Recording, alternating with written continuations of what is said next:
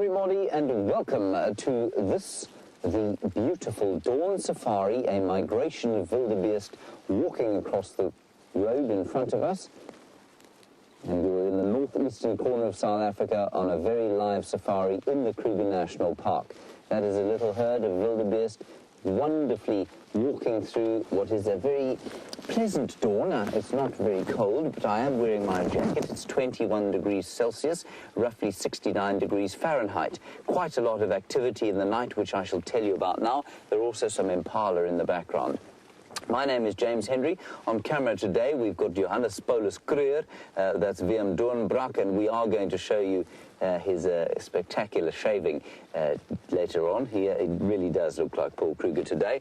On the other vehicle, Jamie is heading towards Arathusa this morning on account of, she's being filmed by Bryan, on account of an update given to us by Remay, Joanne, and one other about lionesses about lionesses on the Arathusa Dam, and they were there, I think, somewhere last night, and they headed east from the dam wall, so Jamie's going to go and follow up there. Then another wonderful update here from Natasha, and she said that just down there we had, there's a little impala on the termite mound. At about 3:15 today, we had lions, or not lions, it sounded like buffalo being killed, it sounded like monkeys alarm calling, and a great deal of distress going on at the Djuma Dam pan. Now that's not far from here, so we're going to head off in that direction to have a look. Like I say, you are on a very live safari. That means that this is unedited and unfettered, coming to you out of the lowveld of beautiful South Africa. And because of that, we'd really like you to talk to us. Hashtag SafariLIVE, or questions at WildEarth.tv.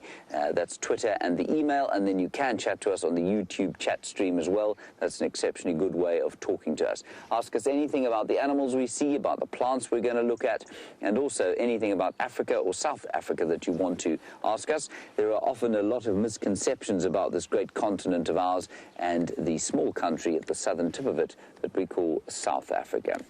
Welcome to it. I'm just going to quickly open my jacket. I'm afraid my microphone was under it. That should be a little bit better. And the last thing I have to tell you before we move down towards the Djuma Dam pan is that, of course, making her directorial world premiere debut today is Rebecca. She is directing.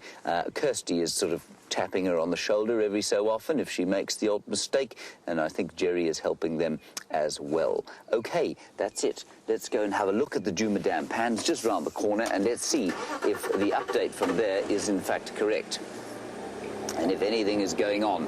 Now, the impala, of course, are now in kind of a bit of a state. The male's coming into the rutting season, and that ram there that you can see is herding this.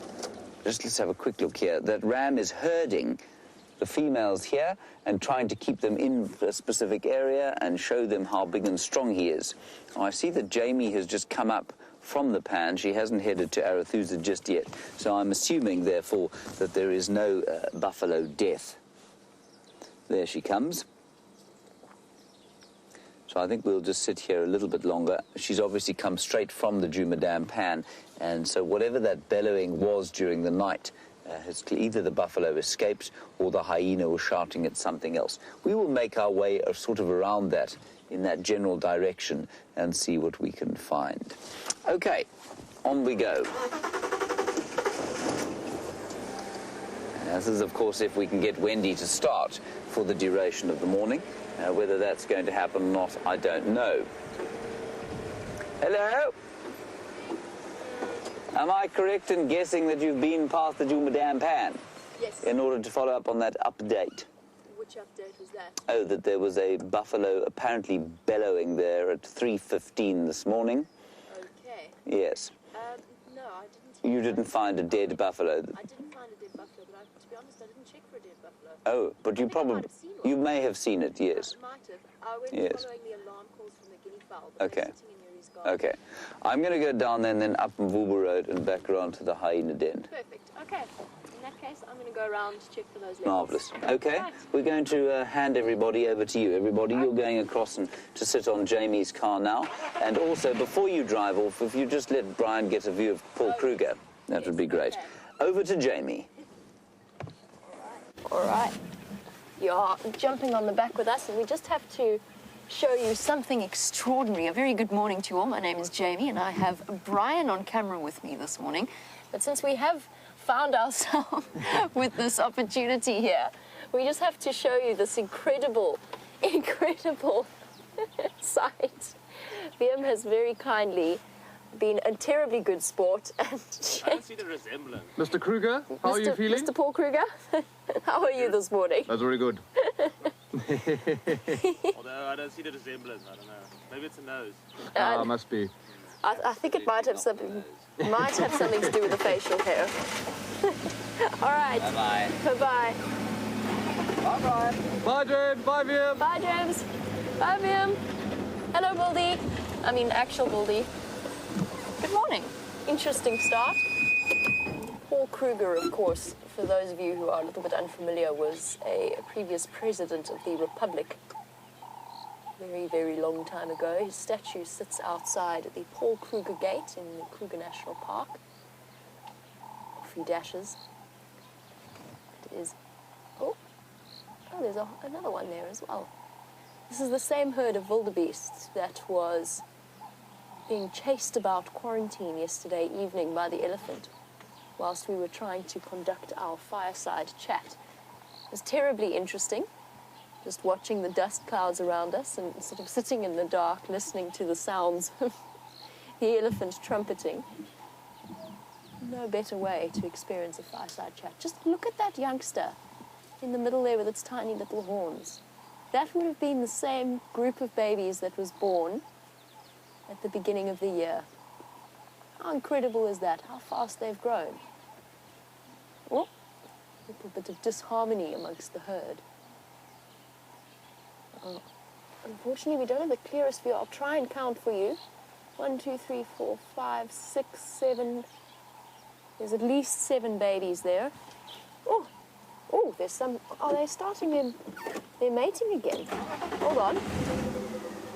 We were just talking about the fact that they'd probably be ready to mate. 8, 9, by the way, babies. Last time we saw them, they did have 10. Is there some... Oh, he's trying again. I don't think with much success, and in fact causing a little bit of panic there. Oh, don't get involved, little baby. He's not impressed.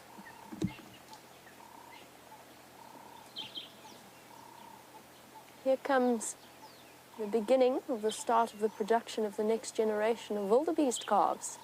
Already, albeit with very little success right now. She's not terribly impressed with his antics. He's not giving up, though.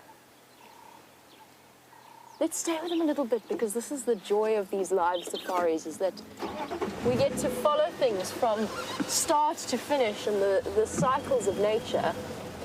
Now, for those of you who have only recently jumped on board,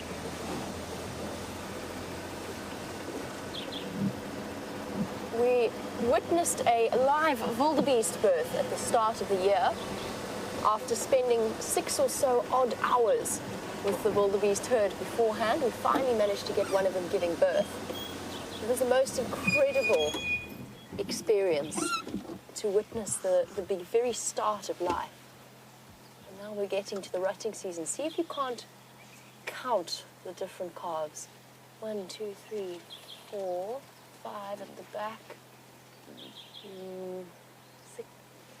And then the rest of them are all here. 6, 7, 8, 9, 10. All 10 wildebeest calves have made it from the time that we last saw them until now to the size that they are now. Currently one of them trying to scratch his own head on his friend.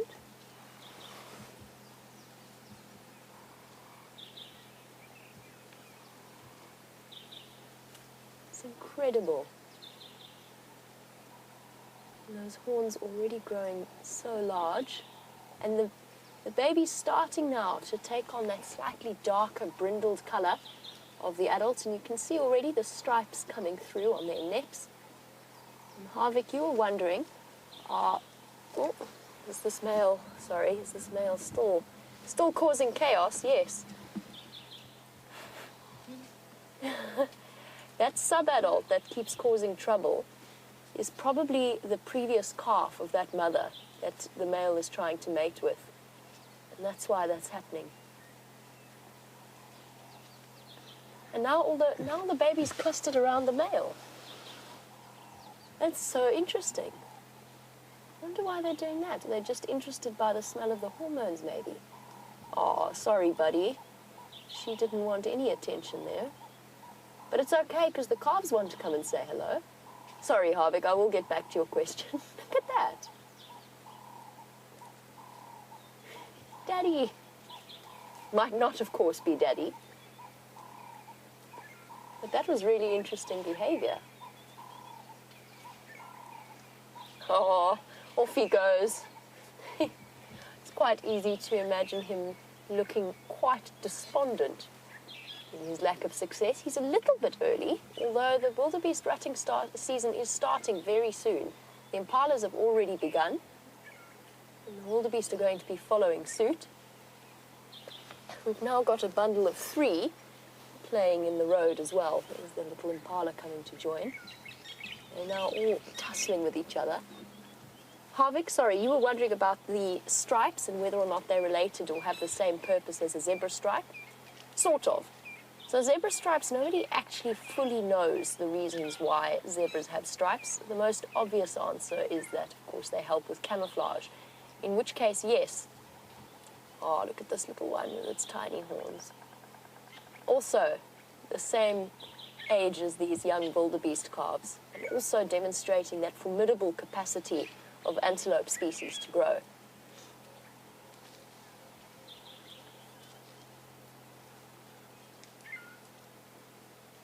Natasha Dobie, absolutely. It's fantastic that they all made it. I'm so surprised, to be 100% honest with you.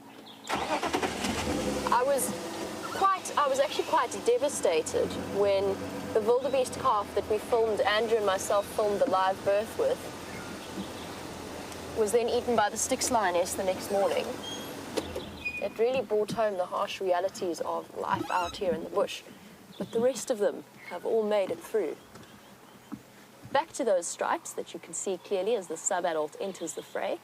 So it could be those stripes could be a method of, no, buddy. Amazing, hey? That's so interesting. The hormones already starting to play a role in this sub-adult's life, and it's a sub-adult male, and not quite old enough yet to be out of the herd and on its own, but being affected by the hormones of the rutting season already. That was not a dominance display. That was in response to the actions of that adult male.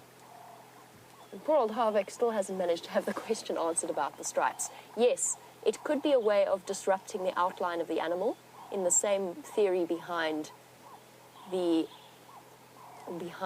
zebra stripes. Zebra stripes have also been rumored to be a way of preventing insects landing on the back. Look at this, it's so interesting. So in theory, the zebra stripes mess with the vision of insects and therefore make it harder to land on the back of zebra. They've also been rumored to play a role in the thermoregulation or cooling down of a zebra. Wildebeest stripes definitely don't have those other 2 possible theories attached to them, but they could be a way of breaking the outline of the animal.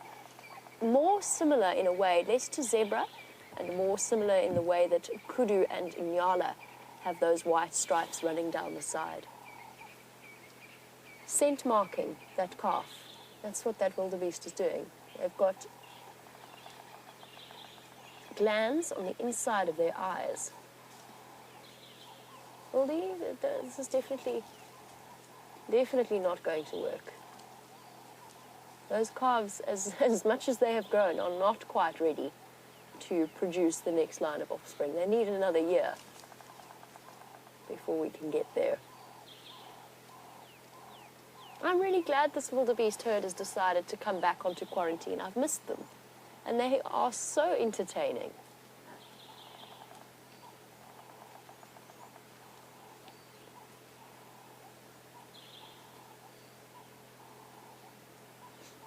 Now, wildebeest are interesting. We can still compare them to zebra in this respect. And Teresa wants to know whether or not there is a wildebeest in a herd that takes a leadership role.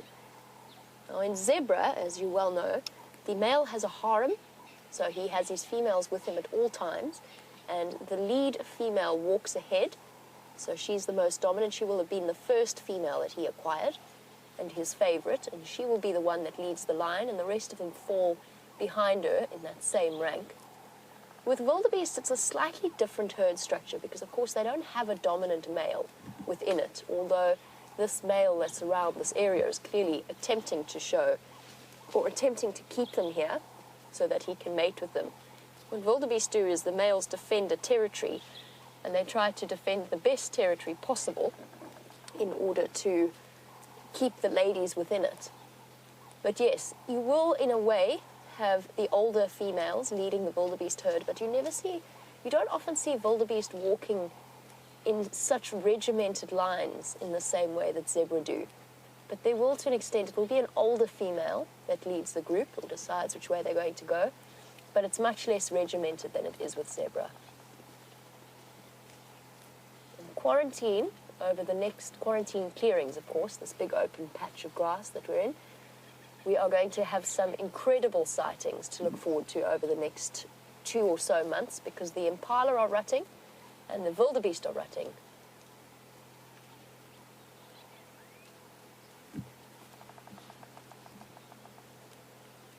And watching this behavior play out and the behavior of the subadult, who is being affected by the rutting hormones but isn't quite ready to be considering such adult occupations. Paige, you were wondering, with wildebeest calves as they grow up, will the females stay with the herd?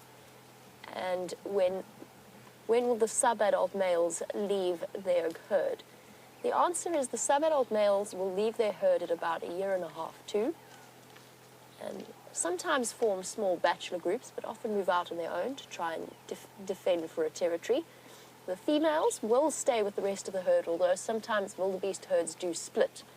So the females might split off if the herd gets a little bit too large. This has been a fascinating sighting. I hope you've enjoyed it.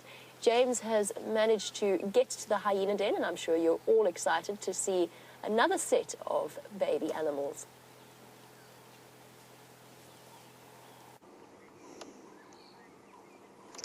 James is actually nowhere near the hyena den, to be honest. He's actually on his way there, but just on our way there, we found 2 subadult hyenas, and they are in a little drainage line here. There is the one, obviously out in the open, and then the other is sort of cunningly hidden in some fallen over vegetation there. Now, I don't know who these 2 are.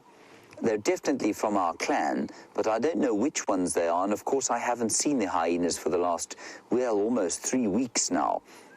And so I don't know, in 3 weeks, so much can change. Their size can change, their color can change, of course, and unless they're fully grown adults, it's difficult to tell who they might be. These 2 are obviously very strong companions, so maybe it might be May and, what did we call them? May and February from last year. They could be who we're looking at here, but I'm not sure. I know that the den is active. Aubrey and Taxon are in that area now. So we'll pop along there just very shortly and see what we can find there. But these 2 still quite young, and this one especially, the one that we're looking at now, just still exhibiting quite a lot of that sort of play behavior that hyenas do when they're young, chewing on branches, walking about the place, just sort of finding things to play and fiddle with, which of course is the same for so many mammals. Youngsters will do that sort of thing where adults will go and find somewhere to sit and either contemplate life or, well, do other adult things, go to sleep, for example. But these ones like to play a bit. They get bored quickly. And as Wium was saying, there's kind of a smell around the place of wet dog. I don't know why they're wet, other than perhaps there was a heavy dew last night and they've been walking through some wet grass, but there certainly hasn't been any rain. They may also have been lying in some puddles, but they're not very muddy. So I think maybe just wet vegetation, and that has resulted in a smell of wet dog around the place. And also, I think I've driven over a herb or two. There's a lovely smell of, what is it, Wium? It's sort of, I can only smell petrol fumes. You can only smell petrol fumes. Paul Kruger, of course, can only smell petrol fumes. But there is a kind of very nice herby smell of maybe aniseed, some wild aniseed that we've driven over, perhaps some wild basil as well that we've driven over. And there's just a lovely smell around the place. It is intermingled with the slightly less lovely smell of wet hyena.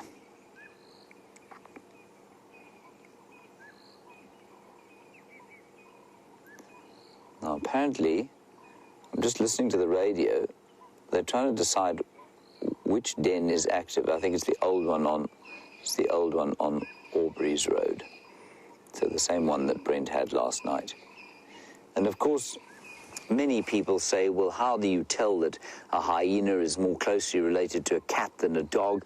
And you don't really. I mean, it's very difficult to tell. But you don't often see a dog cleaning itself in the way that this hyena is. So although this hyena looks much more dog-like than cat-like, it is more closely related to cats, and you can see there that it is taking the fastidious time to clean itself. Now, Teresa, nice question from you about whether or not these two hyenas would be able to join an established clan or not. Well, Teresa, they are born into an established clan, and so they are by default part of an established clan. Now, whether they are male or female will determine whether or not they then join another clan. If they're female, they won't. They will stay within their natal clan. I'm sure there's the odd exception in history where a female has moved clans. It would be highly, highly unlikely, and were she to approach a strange clan, the chances are that she would be killed. But males will definitely disperse quite often from their natal clans. And it's an interesting thing for me because they're the only mammals that I know of where a low-ranking male has more chance of mating with a female than a high-ranking male. So if these are males, and it's difficult to tell at this stage if they are, or just looking at them like this, they could disperse to another clan. They would then join the other clan as a low-ranking male, but because they come from away from the clan, and therefore they're not genetically closely related to the members of that immigrant clan, they will therefore stand a greater chance of mating there because their genetic relationship is so much farther removed. And so what that does is remove any chance of inbreeding within the hyenas. Okay, so Chris Rogue reckons this is Bella. And Chris, if I'm not mistaken, Bella is the February baby from last year. So this would be a male. And Bella is a shortened name, Ntombela, which means to hide in Shangaan. So that could well be right. So, Chris, I'm glad for that. Thank you very much. I'd also love to know how, I mean, I know that we have photographs of them, but is there some kind of quick identifier that you used to identify him? It would be great to know. Oh, he's got a little bit of a wound on his back. A hyena, you will find, has always got a wound somewhere that is either bleeding or creating limping or some kind of injury. They do quite a lot of conflicting, fighting over food within the clan, and obviously if they're trying to steal food from some other kind of animal.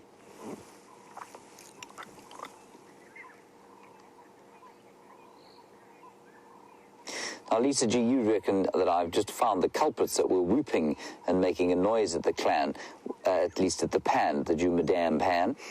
Lisa, these may well have been them.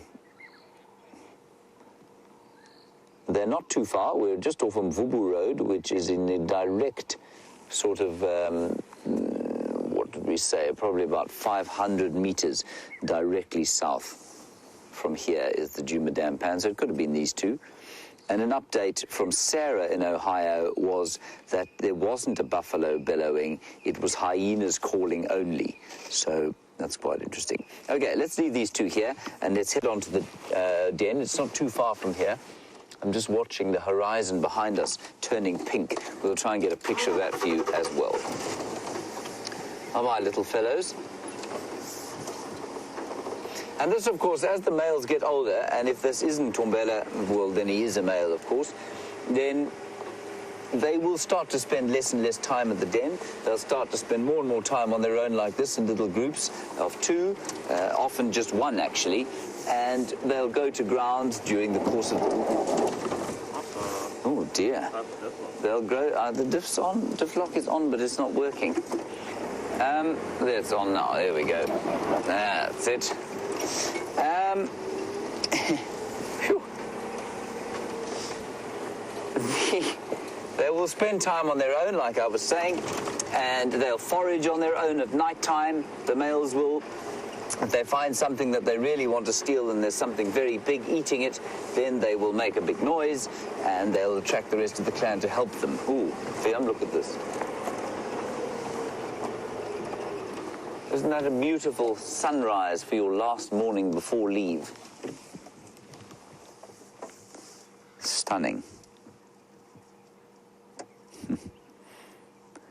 That's Rebecca's first live sunrise, of course. There you are, Rebecca. The universe hath blessed you richly this morning.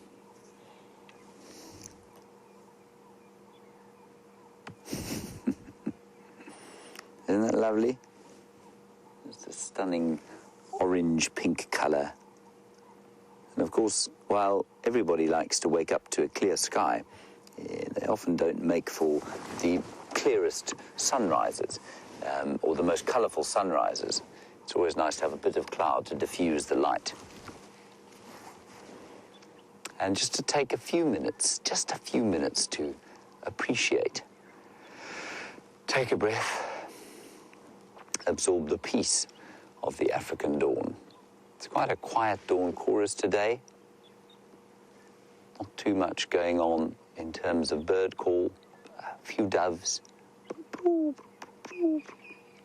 Francolins, of course.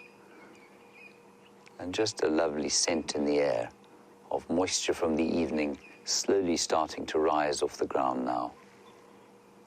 And taking with it a lot of the aromatic oils that come from the herbs and other herbaceous plants that grow in the clearings here. Right, let us continue to the hyena home.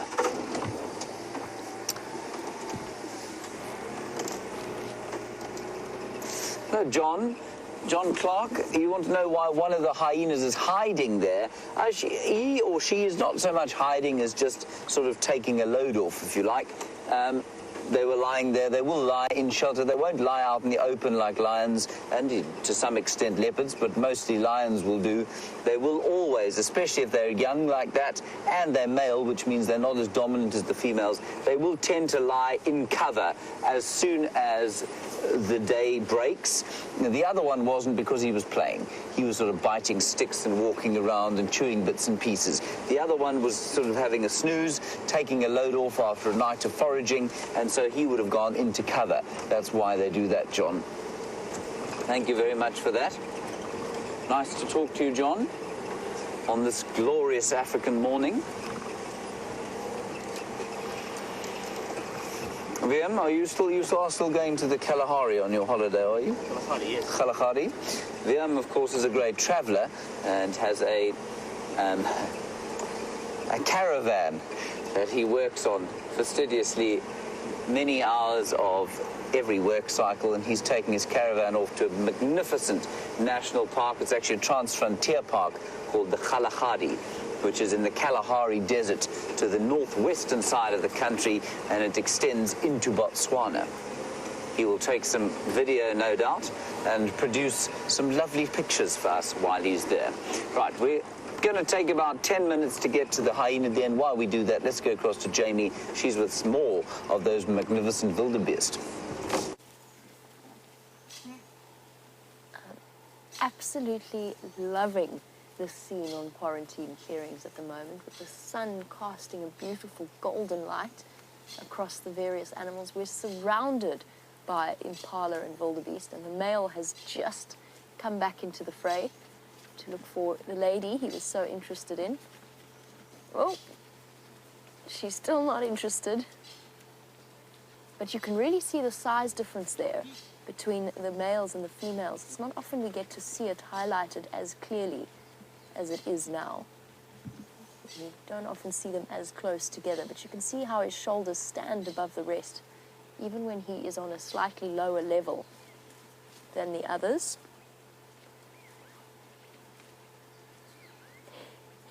The female's not interested at all. She's giving him the runaround. Casting his head backwards and forwards, looking. Where's the next lady that I could try my luck with? Oh, there, you'll do. Maybe not. All right, let's have a look back here, see what's happening here. Hello? Nope. Okay, on to the next one. Perhaps these ladies will be more receptive to my advances. Calves trailing at the back, taking notes. It's hilarious. Yes, sorry, I'm talking about you. I'm watching your antics very, very clearly.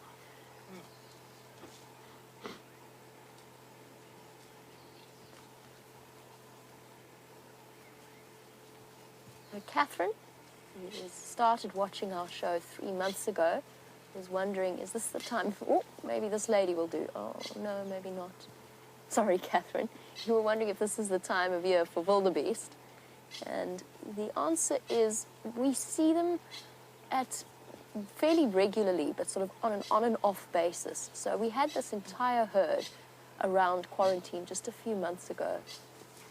These calves are so fascinated by this male. It's incredible. I didn't know that wildebeest calves did that. They find him fascinating. It's like they're taking notes about how to go about their future lives. Catherine, it's not the time of year for wildebeest, although it is the time of year for wildebeest mating. It's just that they particularly like these big, large, open clearings. So as I said, we saw them very regularly for a few weeks, and I think that was around December, January, and then they upped and left. There is an impala in there with the sneezes. Oh!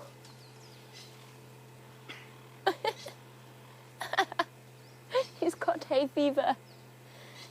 Bryan, we know that feeling, don't we?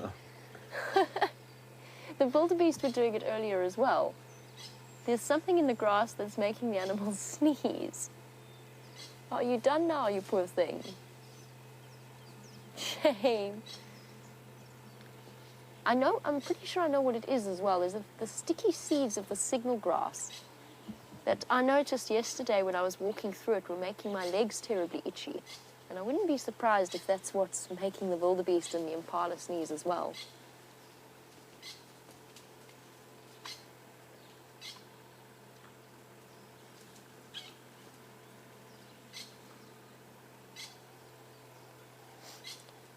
Now, Nicole, you were wondering, as we watched the attempts of this male, somewhat unsuccessfully, he seems to have given up again for the moment, you were wondering what the gestation period is for a wildebeest. So at what point can we expect new youngsters? Now, he's probably going to be mating successfully by the start of next month, so May, and the births occur around December, January. So it is about 8 months. Sorry, I was counting. I confess I was counting in my head. I just wanted to double check myself. Impala sits around 7 or so months, whereas a wildebeest takes that extra month to develop their youngsters before giving birth. So it's round about 8 months, give or take, depending. Sometimes the rut starts slightly earlier, sometimes it starts slightly later. But these are the two species. I mean, sitting in the middle of quarantine, these are the two species that will demonstrate a very regular breeding season. So where they will have their babies, if not within the space of a few days of each other, usually in the space of a few weeks. Oh, he's going to scent mark on the ground. Oh, he's going to lie down on the ground. I thought he was going to scent mark. Oh, despondent.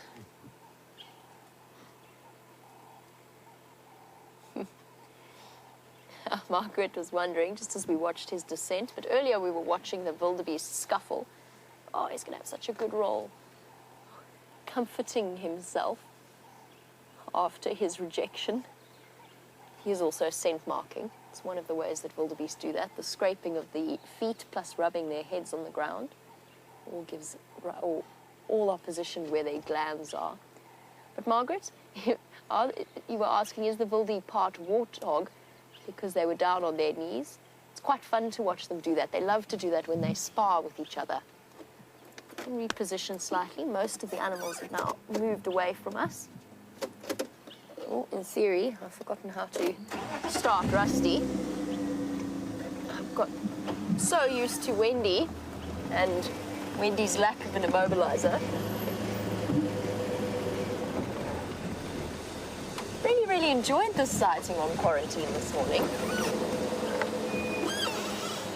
And as I said when we got a little bit closer, that is the wonderful thing about watching these live safaris, is that it's not like coming to visit. Not that coming to visit isn't a wonderful experience, but it's not like coming to visit where you get to see, where the guests get to see snippets of the animal's day-to-day life before moving on and going either somewhere different or returning back to their homes.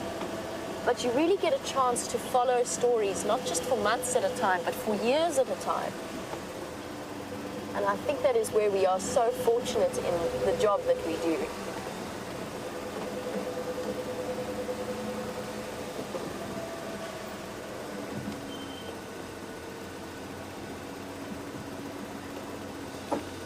Monkey Man, I'm going to stop at this angle so that we can have a look at the impala in front of us and then the wildebeest off to the side, because Monkey Man has just made a comment about the fact that he loves the fact, or sightings like this where you see two different species together, and was wondering if there was a reason why the wildebeest and the impala were moving about in the same group. And the answer is yes, there is. First of all, it's what's known as a social aggregation. So the animals gather together in these large herds, particularly in the open clearings, because as many extra pairs of eyes as... Oh! Oh!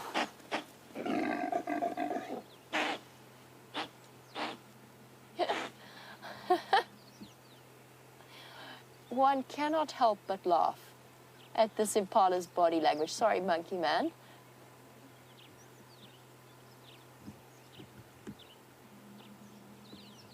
That's hilarious. It's their body language. It's the way that the males chase and then stand there as if to say yes and don't come back. I mean, he was chasing a young male of probably about maybe 1.5 years old and is of absolutely no threat to his females, but still, he wants them out of the way. And the problem with him is that he's using up all of his energy before the females have fully come into estrus. So he hasn't really chosen the best time. Now we had a question about the rutting of the various antelope, and it actually combines with Monkey Man's question, because at the back there is another species of antelope. So there's actually 3 different species here. He's just skirting the edge there. One slightly identity confused Nyala bull, 2 actually. There's another one at the back, I think. There you go, Monkey Man. An aggregation there because lots of sets of eyes means extra protection, but also because the quarantine clearings has got some amazing food for the animals. So it's really brought together the different antelope in this particular area. So there's a bit of deliberateness to the joining of the 2, and then a bit of coincidence. Yes, big boy, you've done very well. Go find your ladies. It's a bit early. They're not going to be ready yet, and you've just used up a lot of energy doing that.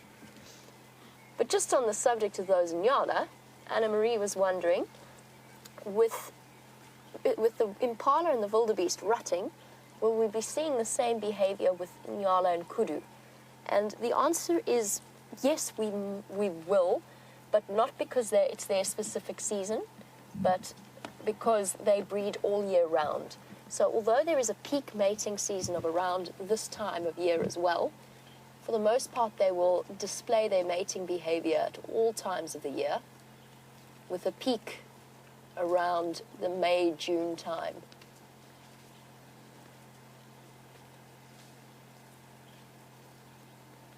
Amazing. We'll be able to watch these females as they become pregnant. I mean, she's actually got quite a bulging stomach already, but that's not because she's pregnant. She's just obviously eaten quite a lot of food. There are so many impala gathered here, dashing about. The males all wandering about on the outskirts, phlegm grimacing, acting big and tough. And the poor females just sort of attempting to stay out of their way.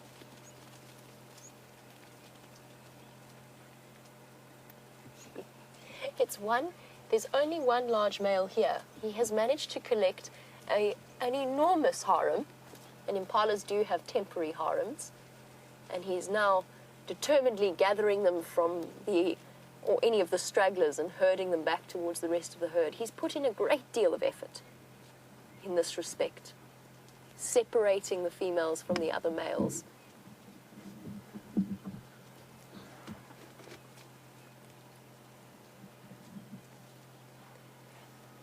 We discussed the fact that we haven't seen our wildebeest herd in quite a long time. And I said that was just because they come and go as they please.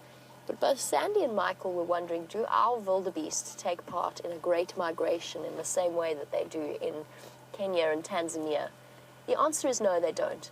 And that's because that migration is governed by resource access, whereas it's a very different type of ecosystem out here. So they don't need to travel those tremendous distances. And that you can combine with the fact that they don't have the same migration routes open to them, unfortunately. And as tremendous as this protected conservation area is, we're talking about 4 million hectares, 4 million football fields of unfenced wilderness area. It still doesn't necessarily give them movement in the direction they might want to move in. But no, they don't migrate, and they have never really migrated within the low veld or the bush veld of South Africa. They haven't needed to. It's not resource driven. That being said, there used to be an enormous, tremendous springbuck migration in days of old, where the springbuck would move right through the center of the country. Unfortunately, that no longer occurs due, again, to fencing, plus the fact that the springbok no longer occur in the numbers that they used to. What a wonderful sighting. This has been so much fun, just observing their natural behavior, and to have two species that are so easily comparable in terms of their breeding behavior, and to watch the different techniques of the two animals. So we had the male of the wildebeest that has kept this territory to himself and defended it and stopped other males from entering now, and now has got the ladies in because he's got the best territory with all the green grass and plenty of water access, and he's just trying his luck. And then we've got the male impala that has to essentially act like a shepherd and herd his females and then chase any other males that might be following behind. Two very different techniques for exactly the same purpose. I do, however, at some point need to move on. As much as I've been enjoying this, I believe we need to start heading across to Arathusa. I hear reports that the Nkuhumas decided to make an appearance on the dam camera last night, and I'm sure you are as eager as I am to follow up on those lionesses, see where they've decided to go.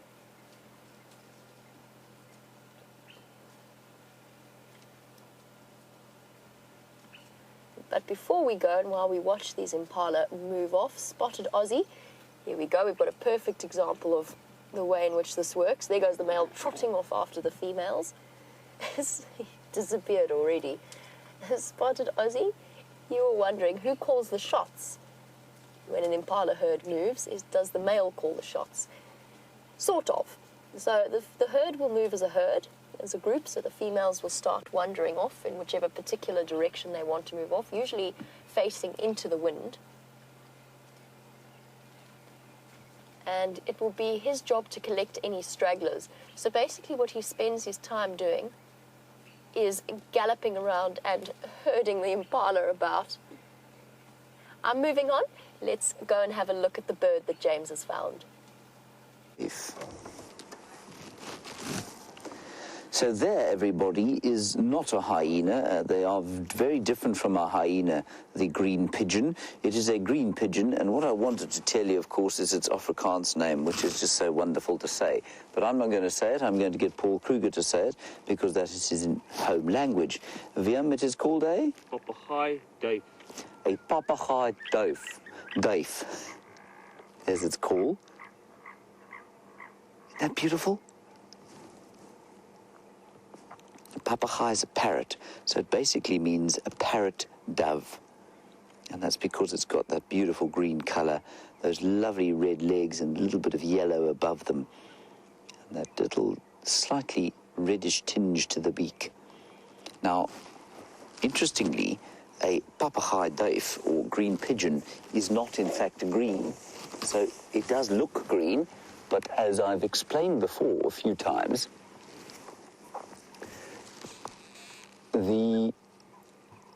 oh, it's just beautiful. The only bird in the world that has got a green pigment in the feathers is the taracos. Those are the only ones. I think one or two of the parrots in South America might as well. In fact, the parrots and the taracos. So this green color here is made of the fact that the feathers have got barbs that are pale blue and pale yellow, and they're close together, and so when you look at the bird like this, it looks green. But there's no green on that bird at all, which I just find absolutely fascinating. And the barbs, of course, of the feathers are basically the filaments. They're the, well, there's no real other way to say it. So you've all picked a feather up before. You've got the shaft in the middle, and then all of the sort of hairy bits that come off the side are known as the barbs.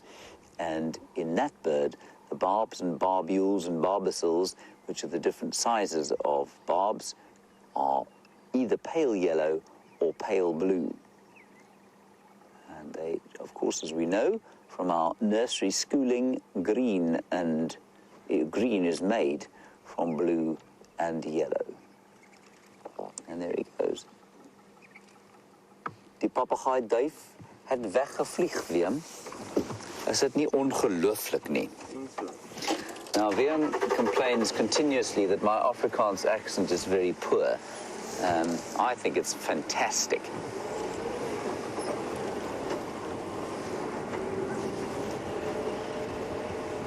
Okay, so that was the green pigeon. Now, like I said, we checked the hyena dens, nothing there at the moment, and Taxon was there, and he said that hyenas were around, but that they've moved off. There is the carcass of an expired elephant on Buffelshoek, and I think Jamie made a very brilliant assumption or brilliant supposition this morning when she said, well, she thinks most of the hyenas are traversing in and out of Buffelshoek, probably not coming out of Buffelshoek necessarily, but they're feeding on that carcass at night, disappearing into the fringing bush for the duration of the day, and then going back to feed. And that, I mean, that could last for 2 weeks. An elephant has a lot of meat on it, obviously. And so I think that's a really good idea from Jamie as to what's going on with the hyenas and why we're not seeing them quite as often as we might at the den sites. And here we have Taxon coming this way.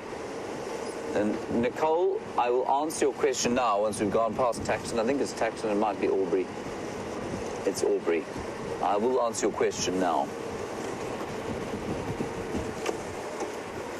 Avshin, good morning. You call me Jane Kwalaan? Niakui? Okay, yeah, unentland, Lubuya Buffelshoek, Yinitatigala, in Kwayonka. Have a good drive.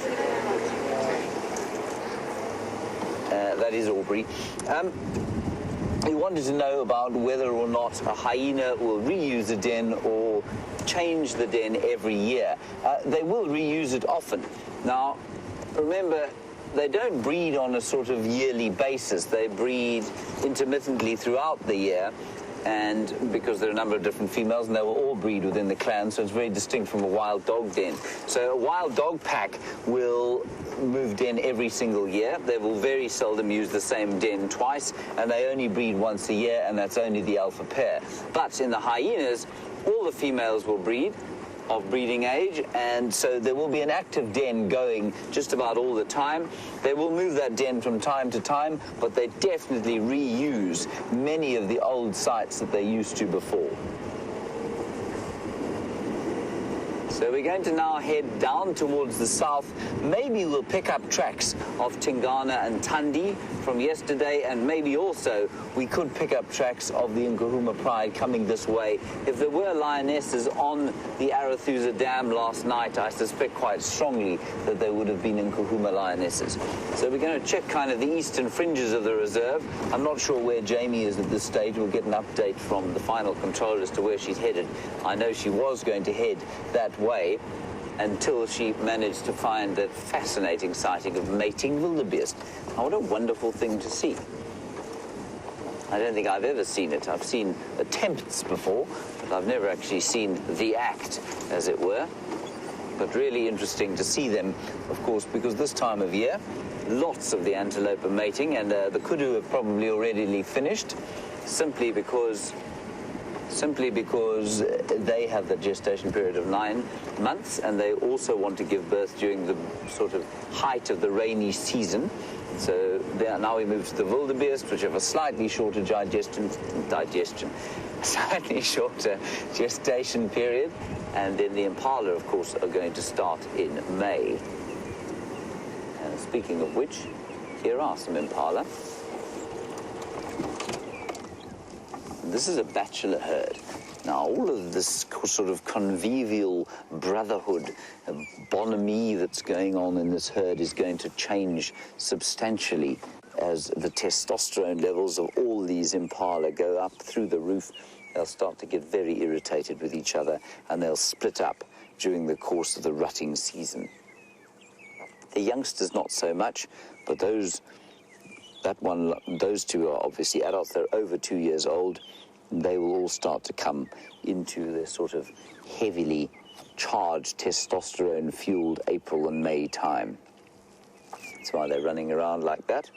And as Brent was saying yesterday, he said that whenever they walk past each other now, they kind of get a bit of a fright and look and check and see if they're about to be attacked by an erstwhile colleague and friend who for the next 2 months will become a mortal enemy.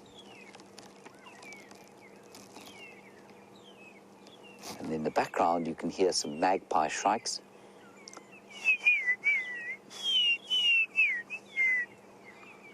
Such a lovely call. There they are. No, that's a hornbill. Yellow-billed hornbill. And the hornbills love to come up into the tops of the trees as the sun sort of breaks through the clouds, breaks the horizon. And they enjoy just basking in the new morning light. He's preening. That, of course, is an extremely important behavior. A feather, of course, on a bird is even more important than the fur on a mammal, for example.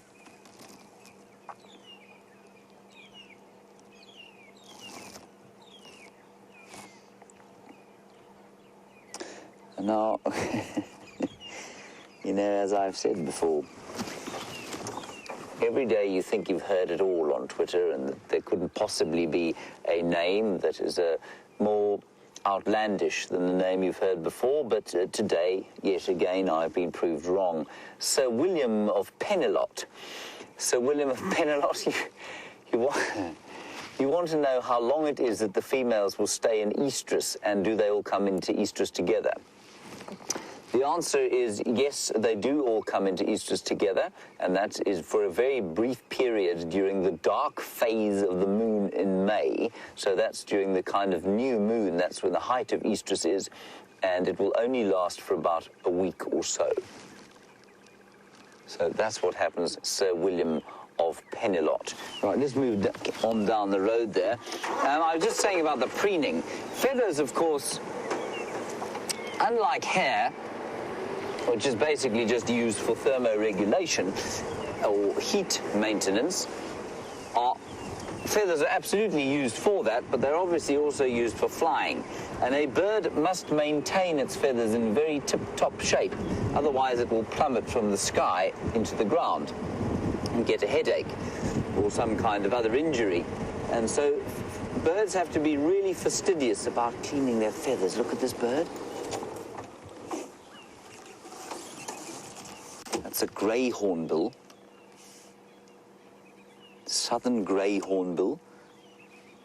And they're kind of known as the less fancied cousins of their yellow-billed and red-billed ilk. But I think that they're really quite attractive. When you get them close up like that, they've got beautiful colors. Of course, this one hiding in a weeping wattle bush, which is very irritating. There it goes. And they've got that very strident, sort of mournful whistling call.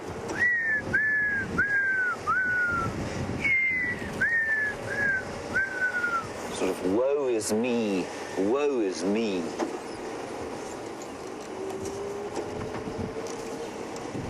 Now we will just keep an eye out on the road here to see if we can't find any tracks of those 2 leopards from yesterday. And I suspect probably that they've moved south simply because Tundi's territory is quite a long way south of where we saw her yesterday. Tingana's territory does encompass hers. And they looked to me like they were coming to the end of their mating.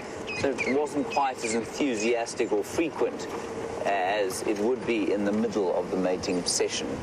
And I think they've been mating for the last 3 days or so. So it's probably coming to the end. But let's go and have a look anyway. We'll also see if tracks of those lions don't come across this way.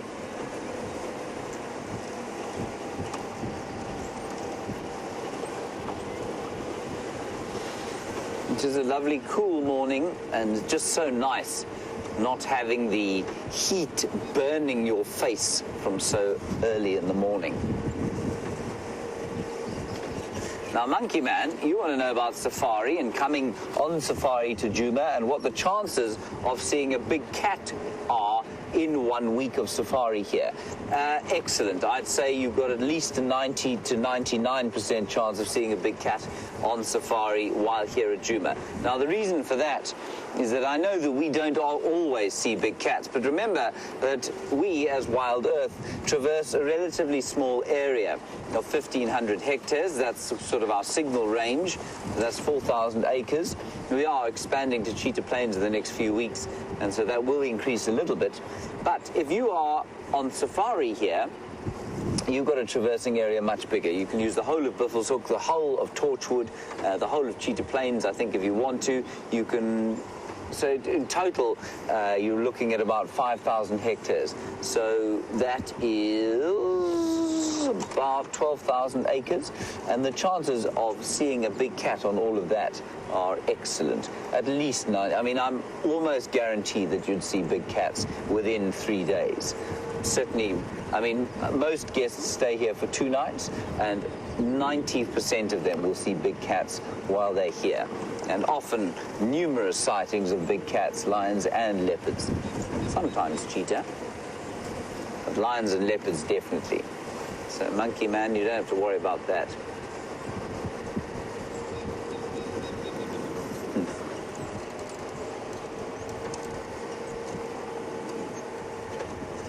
Right, I've got a question, I think it's from Heath and Barati, if I'm not mistaken. Heath and Barati, you want to know about how far away we are from Cape Town. Well, the best way for me to illustrate that for you, of course, is with a map. And what I will do once we've spotted this coqui francolin that's calling...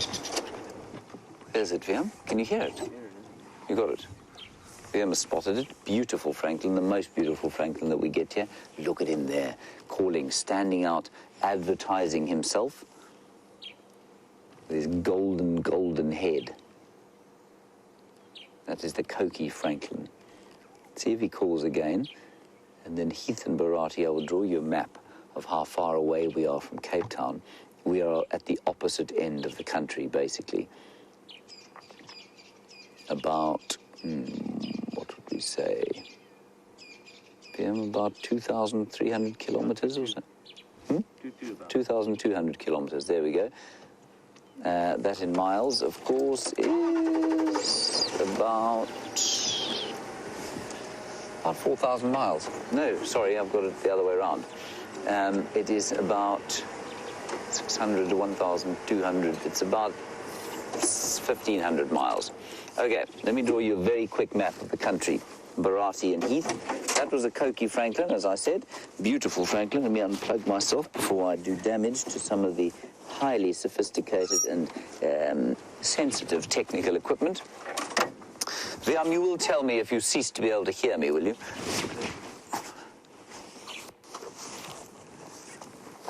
Art is not a strong point. Barati and Heath. You're really breaking up. Am I breaking up? How's this? Is that okay? Can you see this line? No. No? Can you see this line? Yes, but now I can't hear you. Can you hear me if I speak at this volume? Can you hear me speaking at this volume? Right, good, thank you. Now,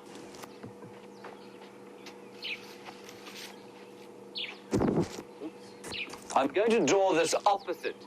So basically, what? Put it in your top pocket. My top pocket.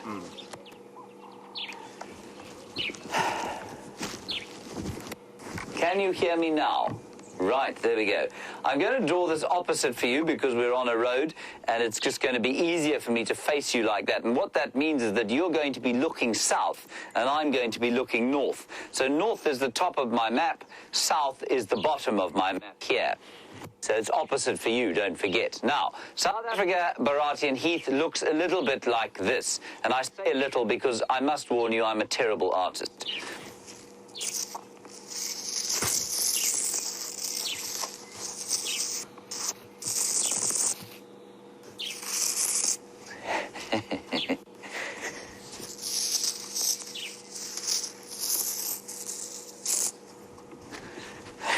Can you see that, Wium, at all? Sort of. Not really. Okay, well, here's Cape Town. Let's not labour the point too much. So right at the southwestern tip of the country, and we're up here in the middle of the Kruger National Park, in the northeastern tip of the country. So that's the Kruger Park, basically. It's a fairly large chunk of South Africa. And there is Cape Town. Johannesburg and Pretoria, the capital, and the economic hubs are kind of over there. Wium is going on holiday over here. This whole area here is the Kalahari Desert, and he's going to be around here. And there was one other thing I wanted to show you, which has now slipped my mind entirely. No. Anyway, that's basically South Africa. So you can see that extent there, if you drive it, is about 2,200 kilometers. So as the crow flies, probably about 1,800 kilometers, which in miles turns out to be just under 3,200. No, just under. It's probably about 1,300 miles, if you like. Okay, so that's basically how South Africa looks. Indian Ocean to the east, to the west, the Atlantic Ocean. Art not my strong point. Sorry about that. What? Definitely not. Thank you for that, Wium. You're supposed to encourage your colleagues. Yeah, but I want to encourage you on the positive stuff, not on the stuff you said. Right, okay. Fair enough, fair enough. Okay, thanks. Yes, that wasn't actually the best light to do it in. Next time I shall park sideways. I think that will be better. All right, back in contact. Let us continue.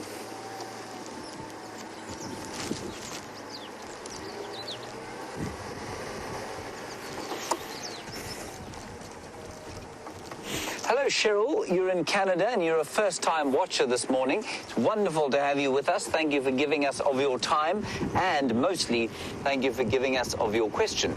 You want to know how big Djuma is?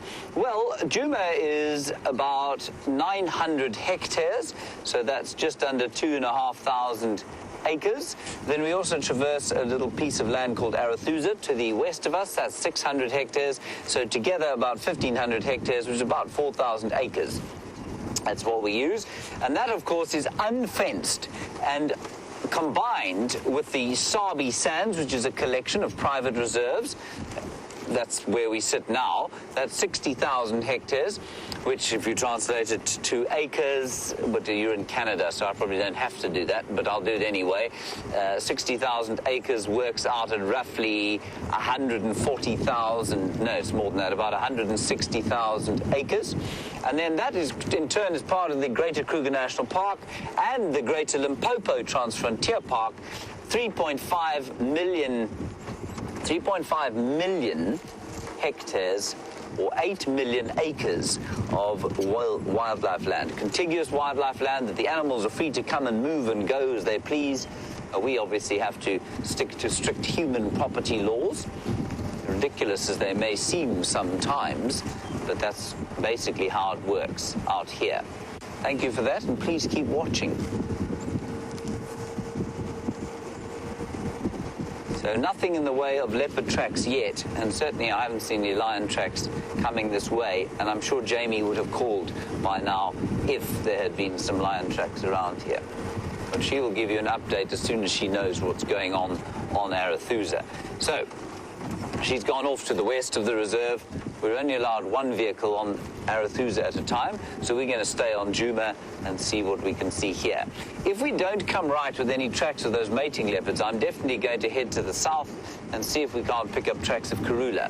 Today, of course, is the day, well, I mean, today and a few days before this, we are going to start actively trying to find Karula and her little babies if they come on to Djuma, because they're now able to climb trees, which means that they can make themselves safe from any kind of predator that might want to come and bite them.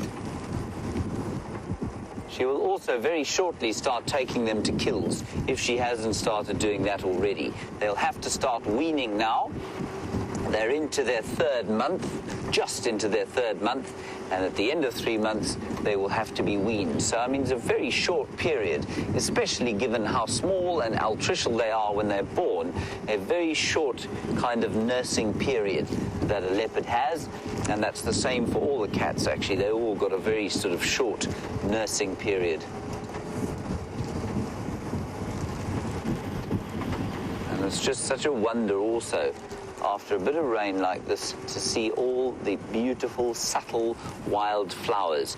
So we don't get great sprays of wild flowers like you might in a place like Namakwaland, which, if you remember my glorious map that I drew for you, is on the far western side of the country. There, in springtime, you have these great carpets of wild flowers that explode into profusion of very famous daisies called Namakwaland daisies, of oranges and yellows and whites, and even some purple and different kinds of plants like that. And, oh, there's a zebra. And we don't get those sprays here, but we do get lovely little subtle pockets of beautiful color that come with a little bit of rain. There is a zebra's enormous bottom as we drive down the road.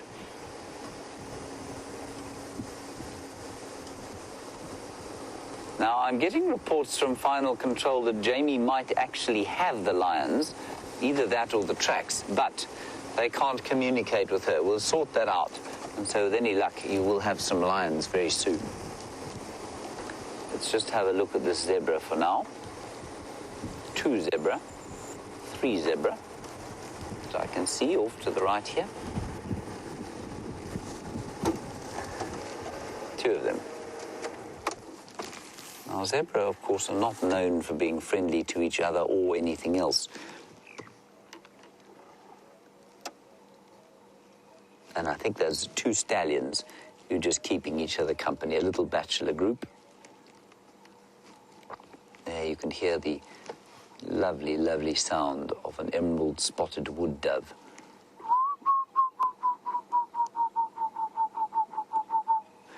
He didn't think much of my call there. You see, he looked up and, as if to say, that is pathetic.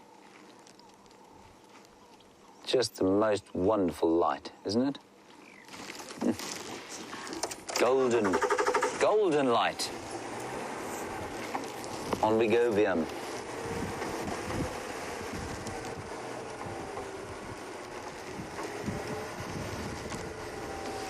Stop again here.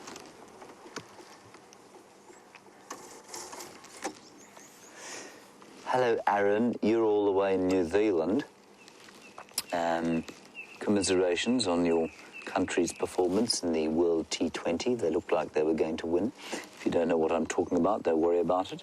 Aaron, you want to know about what time is best to come and visit here. And I don't really have an answer for you because each time of year is so different. So if we split it into the 4 seasons, we're going into autumn. I love this time of year between sort of March and the end of May, when it's not too cold, but it's also not too hot. So we don't have those blazing hot days of the summer where the temperature goes in excess of 40 degrees or over 100 degrees Fahrenheit. So that's particularly nice, but slight disadvantage, the bush is quite thick, which makes game viewing slightly more difficult than it would be at other times of the year. Then if we go into winter, so that would be June, July and August basically, it's cold in the mornings, chilly, but it's not unpleasant, and it's very lovely in the middle of the day. And what that means is that if you come on safari, you can basically spend all day out in the bush without worrying about it, and that's quite a nice thing to do.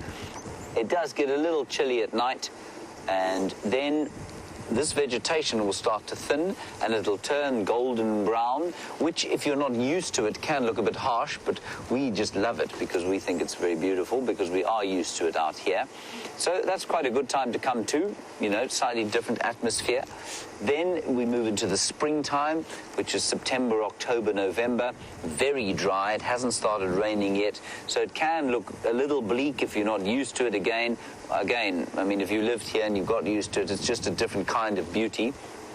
And the advantage there is that the water is very concentrated. It can get extremely hot, though, and so you don't quite have the same level of comfort, but the game viewing is excellent because the bush is thin. It hasn't started to sort of get thick like this yet, and the water is concentrated, so the game viewing is very good.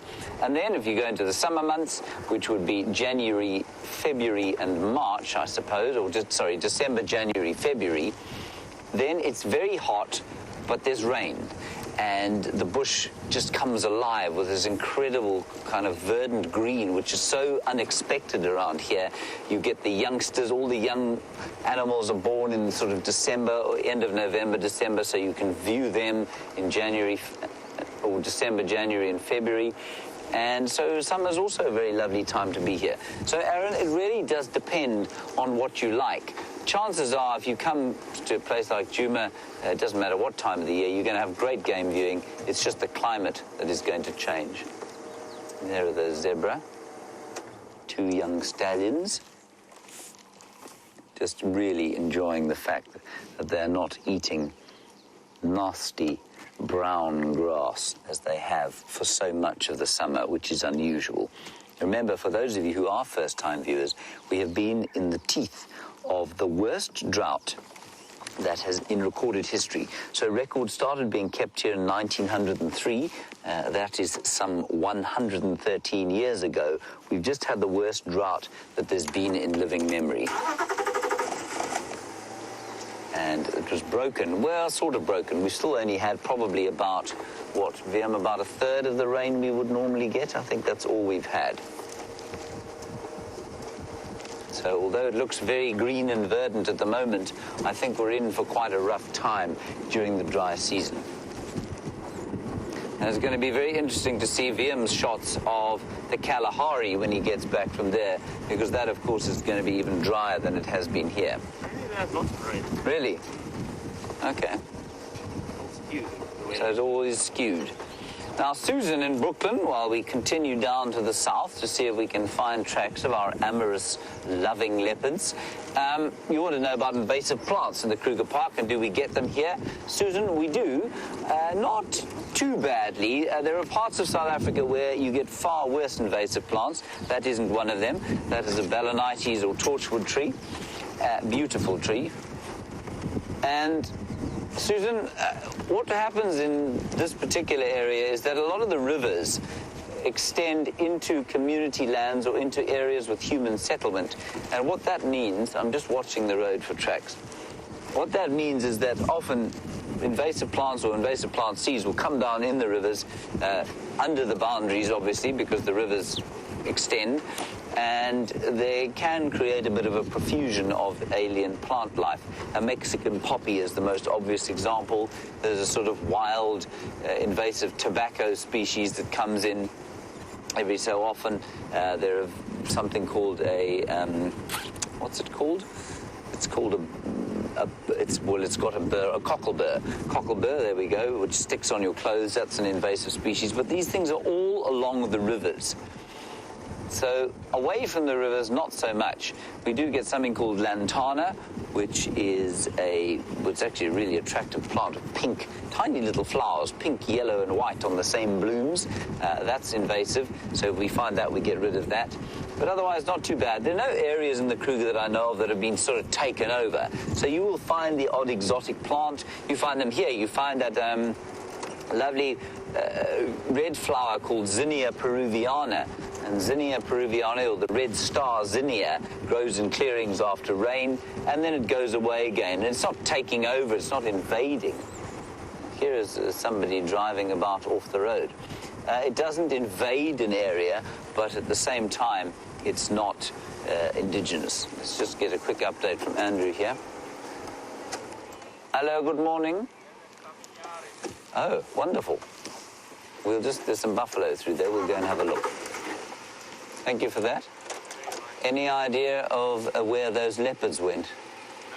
Jamie said they crossed to Arathusa from Oh, did they? Okay. We're going this side. All right. Okay, cool. So they got it. All right. Enjoy it. Thank you. Enjoy your drive. Morning. Thank you too. Right, let's go across to Jamie. She's got some wonderful updates on news with the big cats. We have arrived at Arathusa, and I thought I'd just pay a quick visit to Red Dam. Now, I have exciting news. We will be going across to see the Nkuhumas lionesses that you guys reported seeing on the Arathusa Dam camera sometime late last night. They're still here. They're in a lovely open area in the clearing. We're just waiting for our turn to enter into that sighting. Now, just by the sounds of it, there was a little bit of a mix-up on the radio, so it's going to take us a good 15-20 minutes to get into that sighting, but no problem. We've got plenty of other things to examine on Arathusa itself. An update as well on the Tundi and Tingana sighting from yesterday evening. After we left them and after the end of the sunset safari, they crossed into Arathusa and then went southeast into the property on our southern corner, into Hoffman's. So that's where they are at the moment. Let's have a look at this little bird on the edge, just so I can listen to the game drive comments.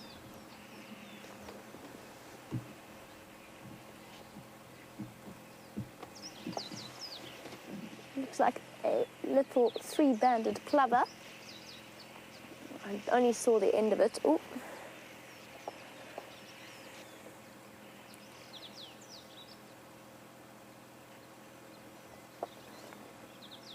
Off he disappears. I'm very sorry, I didn't even see which bird that actually was.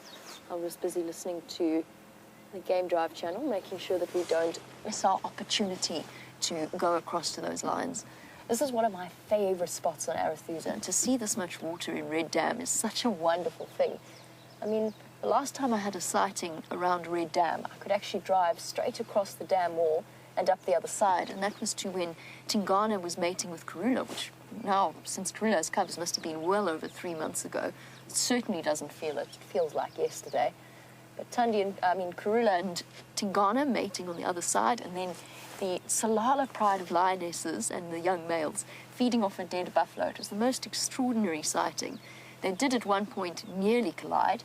Luckily, Tingana and Karula still had their wits about them and managed to dash away. Karula shot up into a tree. I have no idea where Tingana went, but we did joke about perhaps he took the opportunity to escape Karula's intentions. Otherwise, all very quiet at Red Dam itself. Red Dam no longer looking as red as its name would imply. Apparently the Red Dam name comes from the red algae that very often inhabits it.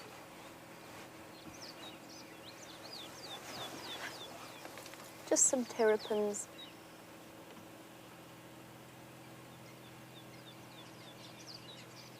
Our forgive me in this particular area if I don't get your names entirely right. The reason behind that is that we just happen to seem to be in a bit of a black hole area when it comes to communications. But Red, you think it's Red. Red, you were wondering how often does it rain here. What it should have done is it should have rained all the way from November right through to April, May. Well, okay, April, May is a slight exaggeration. It should rain all the way through from November to the end of March. It didn't. It barely rained at all, and it should have been almost every day. Little bit of constant rain. We should have had roughly about 450 to 500 mils of rain at some point during the rainy season. Just listening to Game Drive comms. Okay. We're slowly getting there. We're slowly getting our chance to make our way in. We've probably had close to 200 mils, but that's only with the rain that we had very, very late in the season.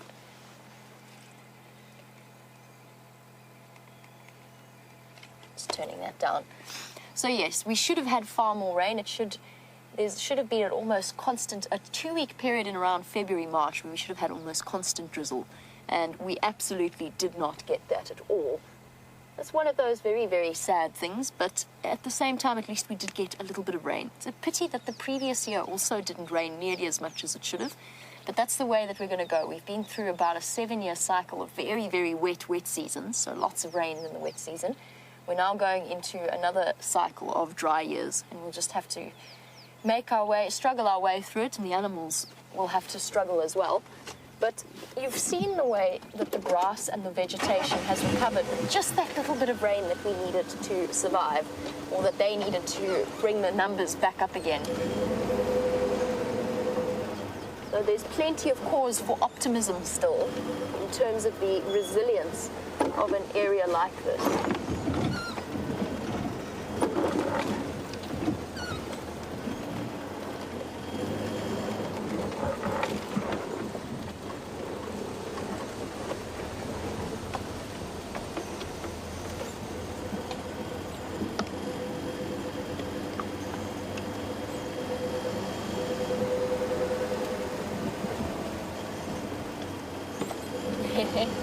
And Lala is saying, or commenting, that she couldn't possibly go to sleep now, not with the lions coming up. And no, absolutely.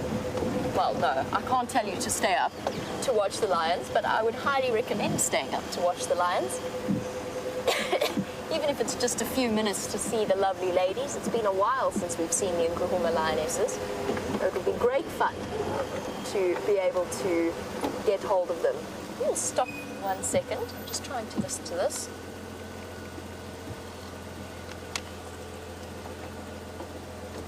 I'm going to grab a stalk of grass.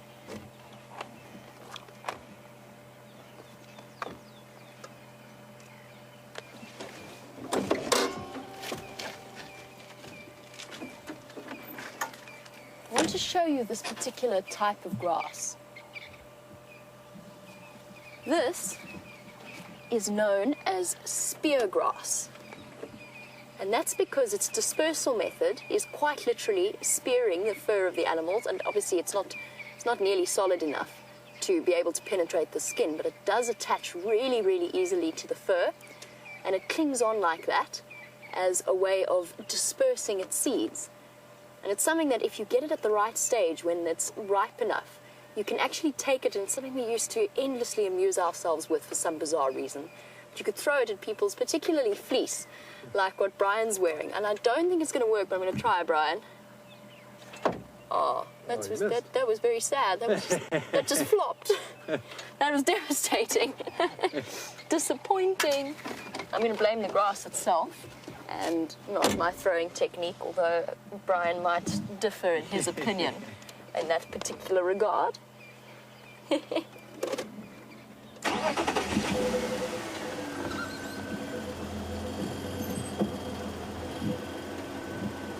I'm going to stand by here, wait for my chance to make my way into the lines. I've got a perfect spot. I can hear the Arathusa comms and I can hear final control. So whilst I stick in my little patch, let's go back across to James, who's got one of our Nkuhumas' favourite types of food.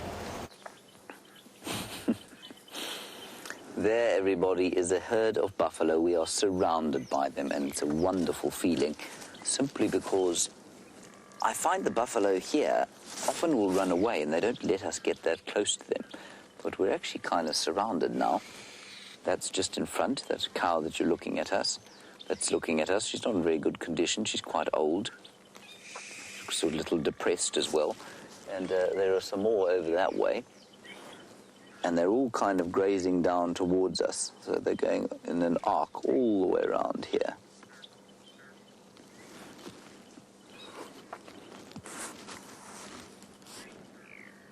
You can hear them bellowing.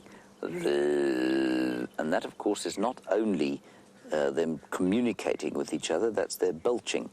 The process of ruminating or rechewing the cud produces an enormous amount of methane in the belly, and that's got to come out, of course.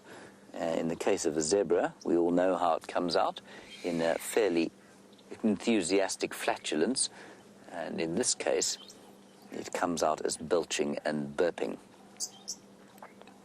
And that belching and burping, of course, is also a massive contributor to greenhouse gases in the world, not so much from buffalo, but from domestic cattle, which we farm in ridiculously large numbers to supply our endless desire for meat.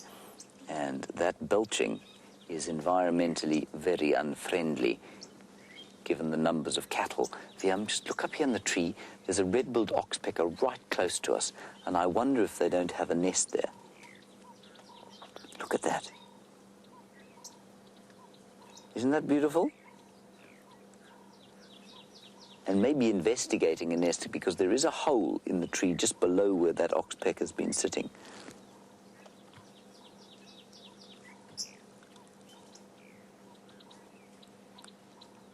Lovely, you can see perfectly there that yellow ring around the eye. That is a red-billed oxpecker, and I know there are a few new viewers this morning. And the oxpecker, of course, is the bird that eats ticks. There's the nest, or there's the possible nest site. You can see the tree hole there. They might go in there later.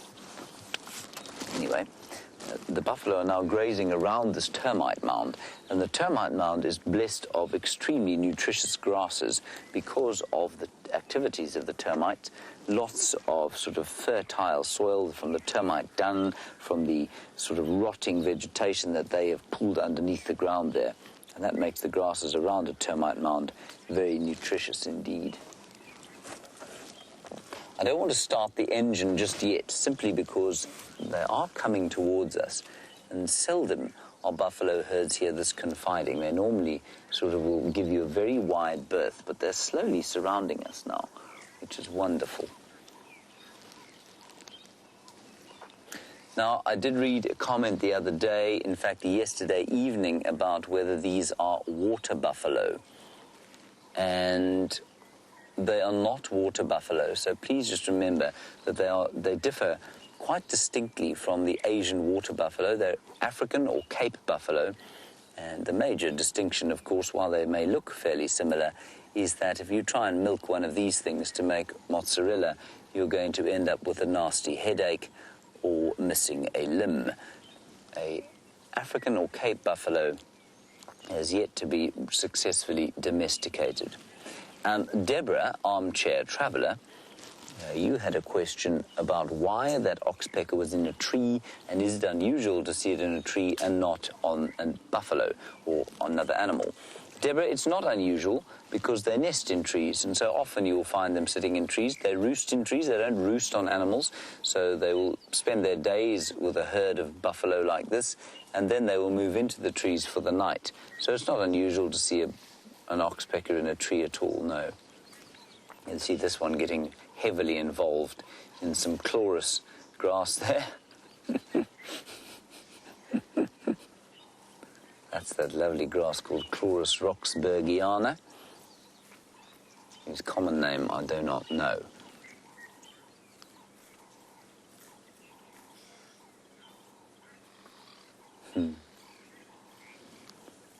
You might be able to pick up the ambient sounds that we're getting here. You can just hear them walking slowly through the bush, the odd sort of, you can hear the collective pulling of grass out of the ground.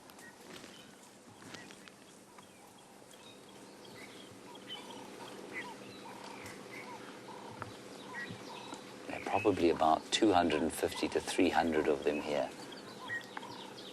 Just slowly walking towards us.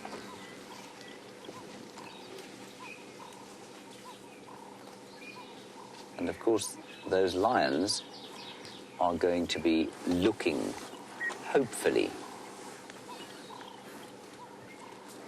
for buffalo. Anna Marie, on a different note, you want to know about the belladonna plant and does it grow naturally in South Africa?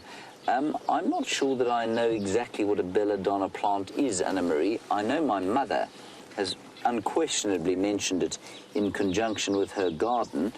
It definitely doesn't grow here, I don't think. I'm 90% sure, 99% sure it doesn't grow here naturally. So, Anna Marie, I'm going to say no. But I am going to just quickly look it up. My mother definitely mentioned it in conjunction with her garden, so it's quite possible that it occurs there. I'm just quickly going to have a look and see. B for belladonna. Oh, you know what else? Of course, the belladonna. It's not my mother who's talked about it. I have a friend who's a homeopath, and she's talked about it quite a lot, and in fact, she's given it to me quite a lot.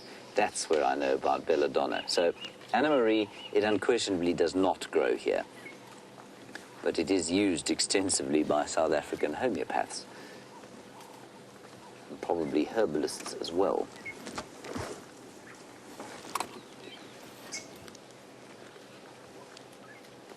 See how many buffalo there are here. Buffalo, a massively important part of the ecology of any area. Their hooves make an important dent in the ground. They break up the surface of the ground with their hoof action. It's an important thing called hoof action. They bury grass seeds by walking in this area, and of course the most important contribution they make is with their dung. They fertilize the soil. Look at this young cow coming towards us, trying to investigate what on earth we're doing. She's not eating chloris, she's eating some sort of Eragrostis species, it looks like to me. The love grasses, so named for the heart-shaped seed.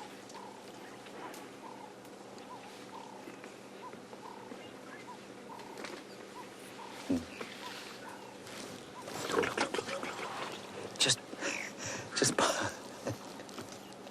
popped her head over the top of the termite mound.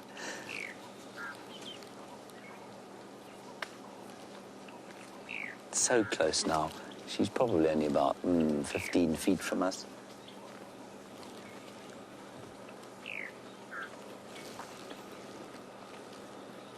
Now, what else is going on here, of course, is that this herd is going to start settling down, and one of them, just over there, has in fact lain down, and many of them will probably lie down fairly soon and spend the day chewing the cud.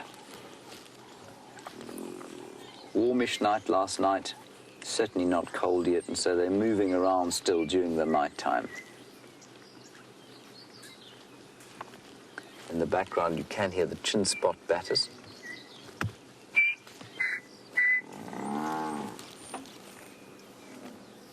That lovely sound of a herd of buffalo. Boo.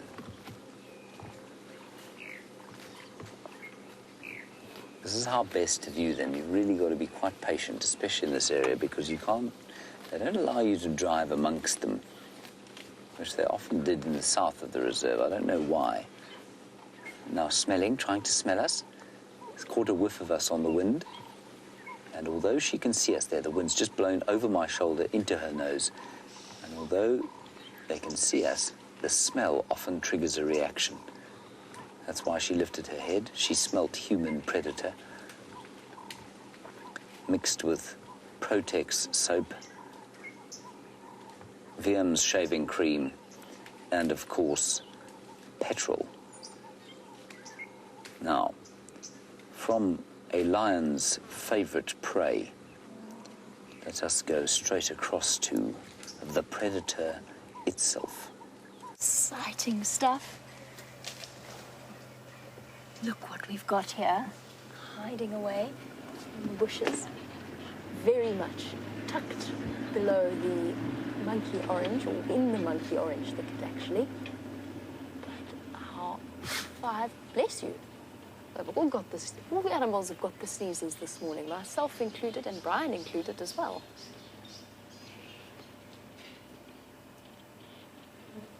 Looking relatively hungry actually. The first time that we've seen the Nkuhumas in, I would say, at least a week. I'm trying to think when our last sighting was of them. All 5 are here, believe it or not, if you are able to count the tawny shapes.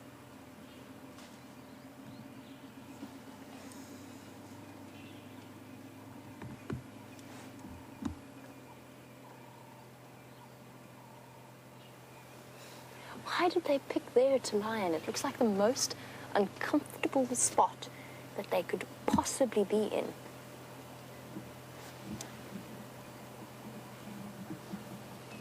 One of them having a quick face clean, actually probably in response to both the flies and to the various grasses and twigs and sticks that they've managed to lie right in the middle of. This looks like a very young, this looks like the sub-adult. I'm just looking at how pink her nose is, and she looks a little bit smaller than the others. Of course, it's now getting incredibly tricky to tell the difference, at least through size, between her and the rest of the adult females. She is the youngest member of this pride. I mentioned how pink her nose is. Lions' noses, as a general rule, will darken with age. So it's one of the ways that you can sort of age them, but you've got to be very careful, because it doesn't always occur that way, and it doesn't always occur consistently between different individuals. James Richards, you wanted to know if all the Nkuhumas were there. Well, as you can clearly not see, there are 5 lionesses there. And I know there are 5 there because one of them just came in and joined, the one that you can't see now, came and joined the rest of the group before we, or just as we arrived. So there are 5 here, which is nice to see them all together again. And apparently I was just listening. Oh, there's some very angry elephants as well. That seems to be a pattern we're establishing, Bryan. We have cats hidden behind a bush and some elephants screeching somewhere where we can't see them. That's the way we're rolling at the moment. It seems to be our standard mode of operation. Unless that wasn't an elephant. It sounded like an elephant. I think it was an elephant, though. I'm pretty sure it was an elephant. I just had sudden dreams of Tingana and Tundi wandering back onto the property, but that was an elephant. And no matter how much I wanted it to be otherwise, it definitely wasn't. Now, apparently that herd of elephants is being harassed by a very large male.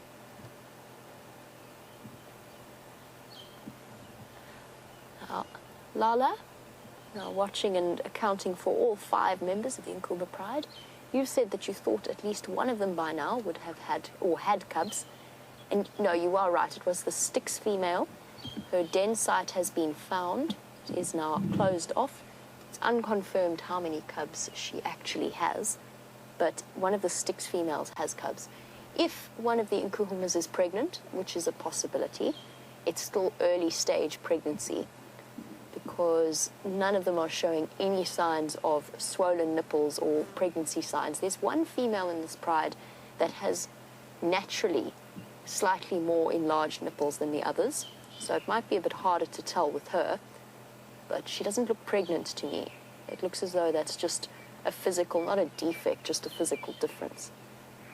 Oh, lions, this light is so beautiful. Don't you want to come out here and look beautiful in it? Sun shining perfectly on them. That glowing golden yellow color of theirs.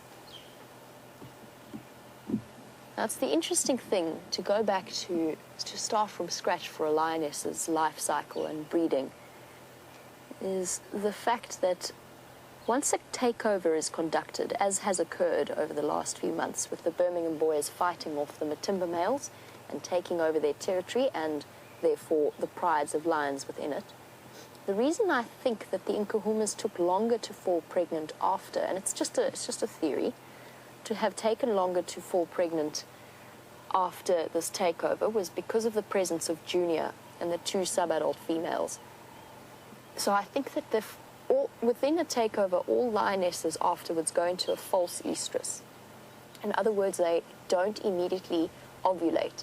And that's because nature's sort of been designed that way so that the lionesses don't waste time investing in a pregnancy for males that aren't going to be able to hold on to a territory. So the males have to essentially prove themselves, establish themselves in an area before the lionesses will fall pregnant. But I think that for the Nkuhumas, they had a slightly different situation because they had the sub-adult and Junior. That's just my theory. I think that's why they took a bit longer than the Styx females did.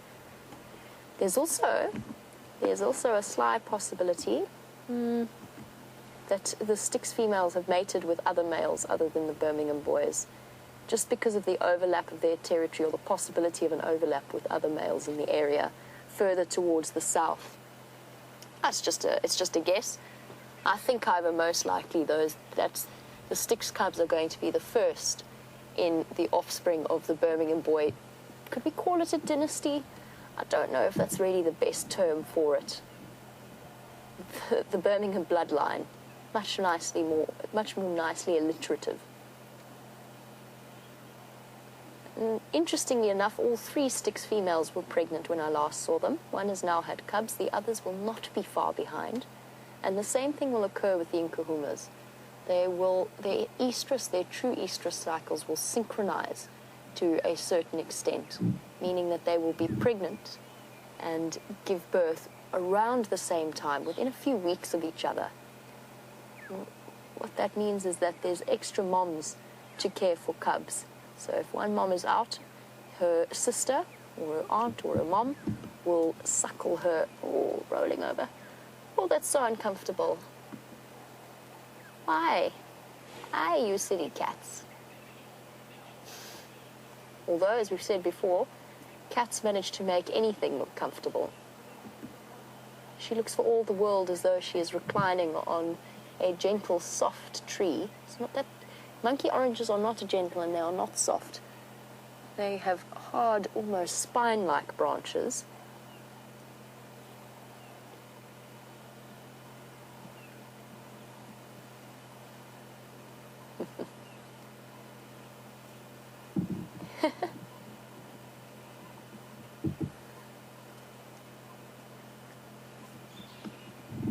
Pause.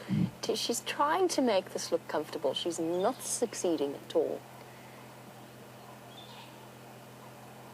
Now, just while we're talking about the possibility of cubs, Aqua was wondering, are those Styx cubs in danger of Shadow or any other leopards in the area?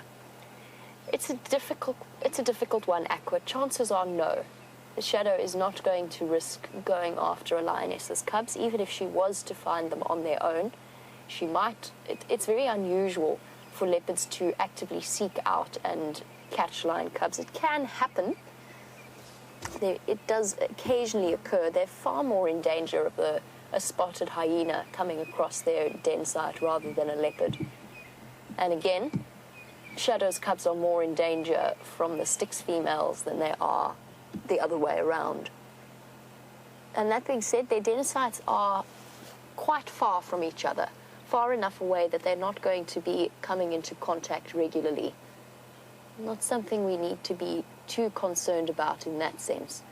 And of course we know that cubs of big cats have a very, very high mortality rate when they are under a year old. Leopards may be more so than lions, but only just. And the biggest threat to those lion cubs will be spotted hyenas unless another coalition decides to push in and start challenging the Birmingham boys. Now that scenario I think is incredibly unlikely. I really don't think that will occur.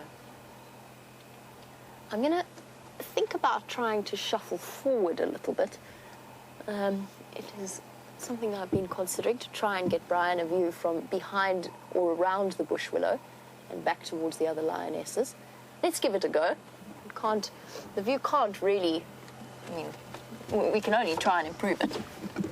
Not that we're complaining. Just to spend time with these big cats is privilege enough on itself.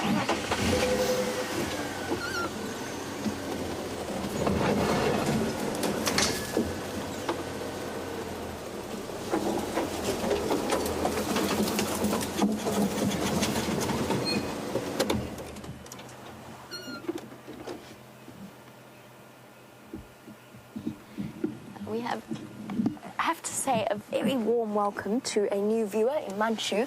Now, Manchu says that he didn't realize that SafariLIVE was a thing and that they're thrilled to have discovered our website, and that there's the ability to watch these live safaris and actually send through questions and comments. So thank you for your compliments. I'm glad that you find the whole process well executed. It has its moments, you know, when you're trying to execute a lion sighting in a monkey orange thicket, as we are at the moment, but nevertheless we're thrilled to have you on board.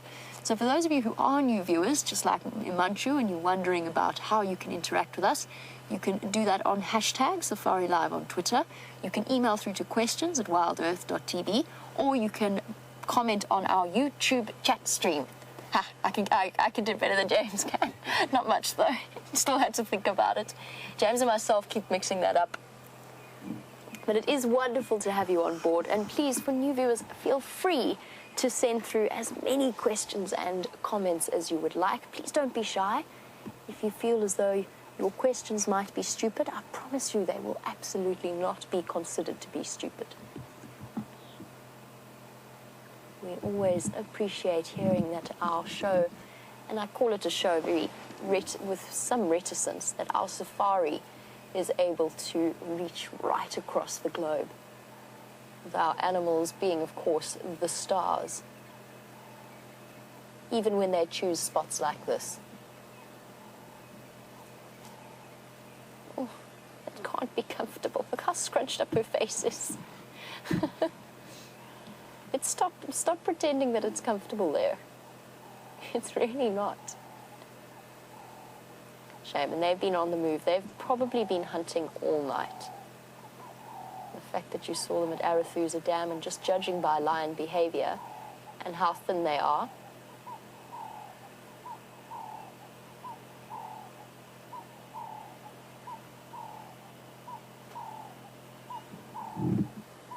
apparently, just on that subject, sorry, again, excuse me if I'm not getting the names 100% correct. There's a bit of a crackle to Rebecca's dulcet tones, but James Richards, I think you were worse. You were absolutely right. The last time we saw the Nkuhumas was on about 7 days ago. Stalking impala.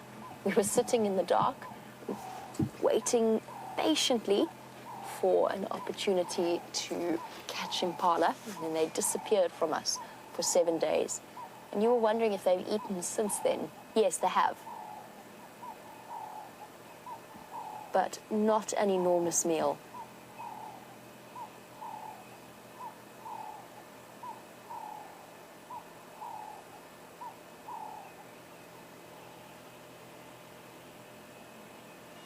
Sorry, I'm just listening to Game Drive channel updates just to keep you all informed. That shadow has been seen, but the guides are leaving her. She's moving through very, very thick vegetation. It seems as though we discussed the possibility at the rangers meeting that she was going to have moved her den away from the culvert on the main road of Triple M. And it seems as though she might have done that, so the guides are just moving away from her. But James, sorry, I was in the middle of I hadn't fully answered your question. I was in the middle of it. I think they've eaten. They haven't eaten for a few days, or if they have, it was a very small meal. Something like an impala that's split 5 ways between a couple of 100-kilogram, 200-pound lionesses. Doesn't really go all that far. And I'm just judging that off the one female that I saw stand up earlier. She looked as though that flap of skin was starting to show. But remember, of course, that we only saw 2 in that particular sighting. There were only 2 Nkuhuma lionesses. They were on their way to reconnect with the rest of them. which they did around Simbambili, and James, something's just triggered a memory, that thought. Tristan from Simbambili did tell me that they had a small zebra kill on Simbambili itself, and that was about 5 days ago. Yeah. There we go. So they have eaten, but nothing huge, and they are very much in need of a meal, which is why they probably spent the whole of last night hunting, and have now decided to flop down. And when you're that exhausted, any spot will do. Just a put wrapping around a branch.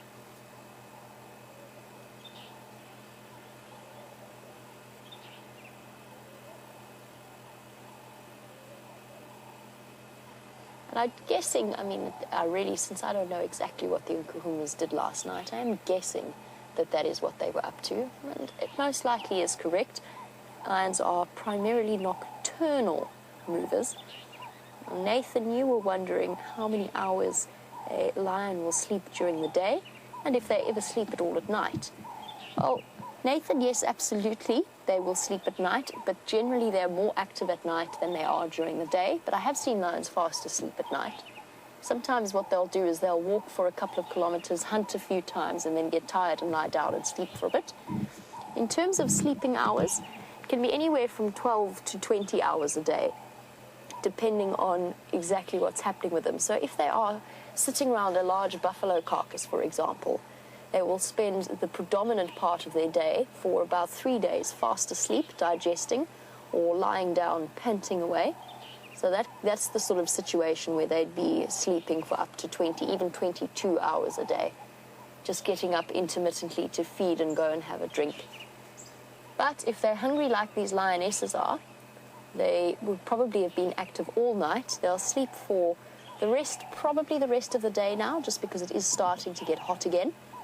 But that's not a total certainty either. So they will guess that they're sleeping for about 12 or so hours.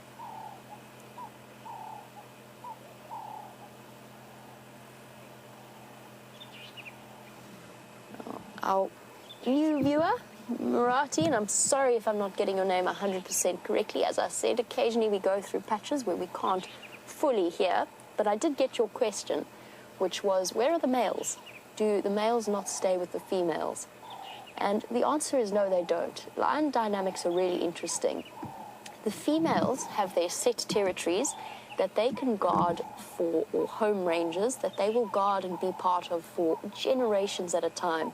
And each new young female will stay with her pride, and that will be her life for the rest of it. That they will be her family for the rest of it. Males, it is a slightly different circumstance. Males defend much larger territories than the females, keeping other males out. So their territories will overlap not just with one pride, but with 2, sometimes 3, sometimes 4 different groups of females. That doesn't mean that you don't see them together. They'll come together to the females sometimes to share a carcass, sometimes to mate. But other than that, they are off on their own, patrolling the boundaries. In this case, to give you a practical example of how it works out here, we have the 5 Birmingham boys. We're in the center of their territory. 5 young males, although they're no longer young. I mean, I suppose they've now officially earned the title of adulthood. These 5 Birmingham boys took over at the middle of last year and have now established this as their territory. And they've got an enormous territory, probably close to, I would say, 8,000 hectares. So we don't always get to see them because they're patrolling the outskirts, which is outside of the area that we can drive. But they do move through this area, and they're in charge.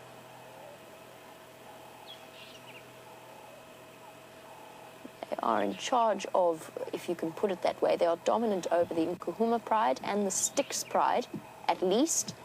And now with this push up to the north and chasing the Salati males away from the Buffelshoek property, the property to the north of us, they might even conduct a takeover over the Talamati pride. But that might be me getting ahead of myself, so let's just see how that situation plays out.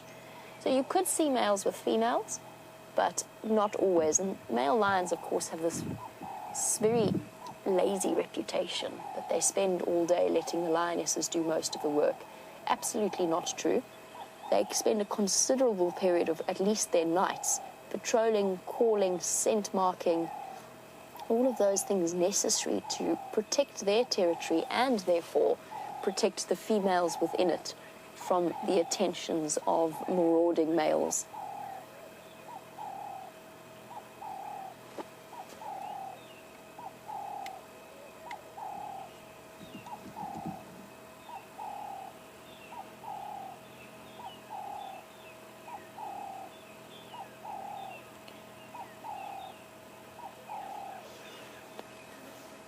I'm just going to try something while we're watching the lions. Hopefully that will not backfire in any way. I just need to reach up and try and push our aerial a little bit higher in the hope that maybe I will be able to hear you better. Oh, goodness, better not fall out of the car. Oh, sorry, somebody's calling me. Standing by.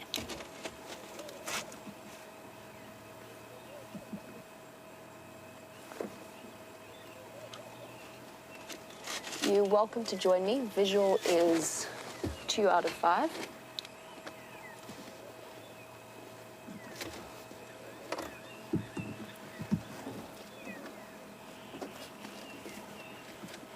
Okay, let's see if that maybe helped things. I don't think it did though. Oh, head up and flopped back down again.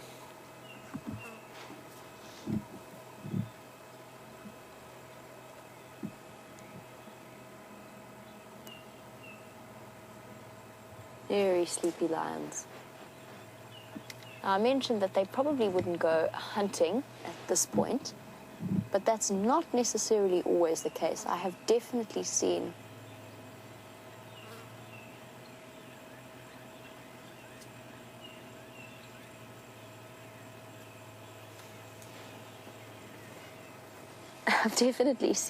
lions hunting right in the middle of the day in temperatures that are over 30 degrees, 86 degrees Fahrenheit. It just depends on the opportunities that present themselves.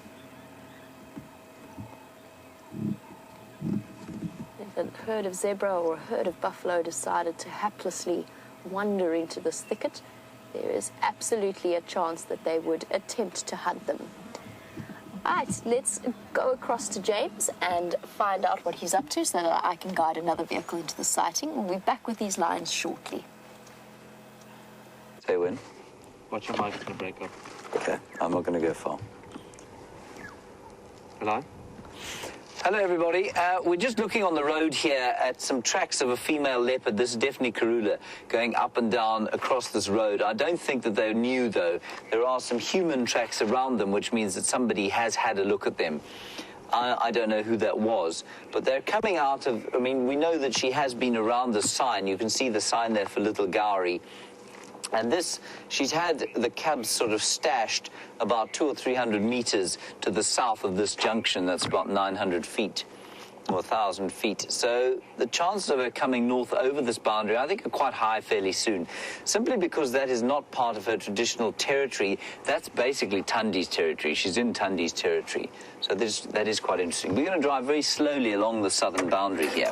Now, for those of you who are new viewers, this is our southern boundary, and that means that we obviously can't cross down south, but the animals are obviously free to go come and go as they please. And Karula, our favorite female leopard, aged, well, she's 12 now. She had her 12th birthday last month.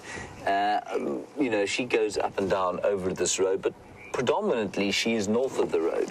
So I'm hoping that when those cubs are perhaps slightly more mobile, she's going to spend a bit more time over here. So we're going to drive very slowly along here. I definitely haven't seen any tracks of little leopards going across. So it's just her obviously going, there's a pan up ahead there that maybe she's drinking out of every so often, and she's probably going on little hunting forays into her more traditional core territory.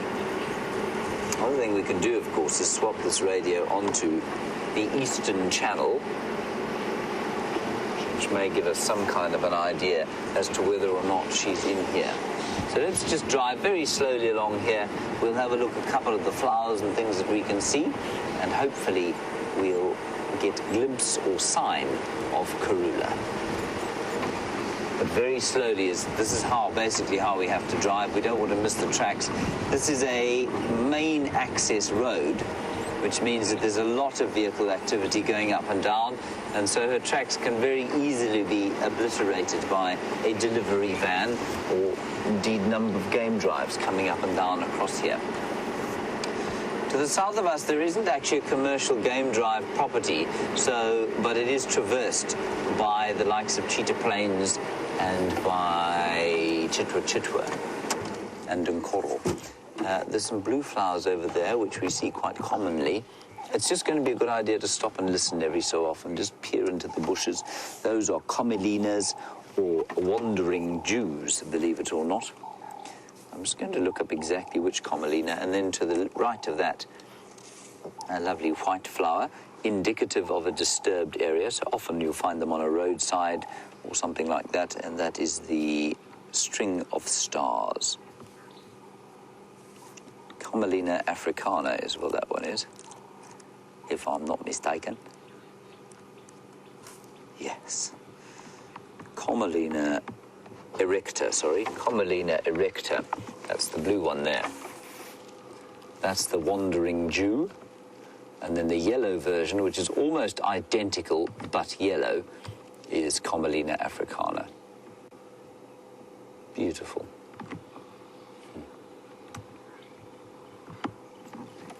The wandering Jew. Again, bizarre common name. Lots of termite activity. Look at this all on the road. This is actually really interesting. I think it comes from the same mound. So you can see all of that kind of muck on the ground there that looks like buffalo dung isn't. It's different bits of termite mound that have kind of emerged from underneath the road. Now, if you look to the left-hand side of that, there we go, that's definitely termite mound, and left of that is the main mound. And I think what's happened is this termite colony has decided to expand their horizons somewhat, but rather like Karula and Shadow, have chosen a particularly poor spot to have a home on the middle of this road. And the reason I say like the two leopards is that both of them, when their babies were very, very little, had them in culverts on either this main access road or the main one that goes to the gate, which is a very strange, very silly, just given the amount of activity. And of course, as Jamie said last night during the fireside chat, she said not only is it silly from a vehicle point of view, I mean, they're not affected by vehicles at all anymore, these cats, but they're also major access roads for lions. And many of the predators, hyenas, lions, in fact lots of the other animals as well, will use roads as access points simply because it's more pleasant to walk along a road than it is to walk through the thorny bush. And lions especially will use these to mark their territories and move around the place. We left that herd of buffalo just grazing quietly through the bush.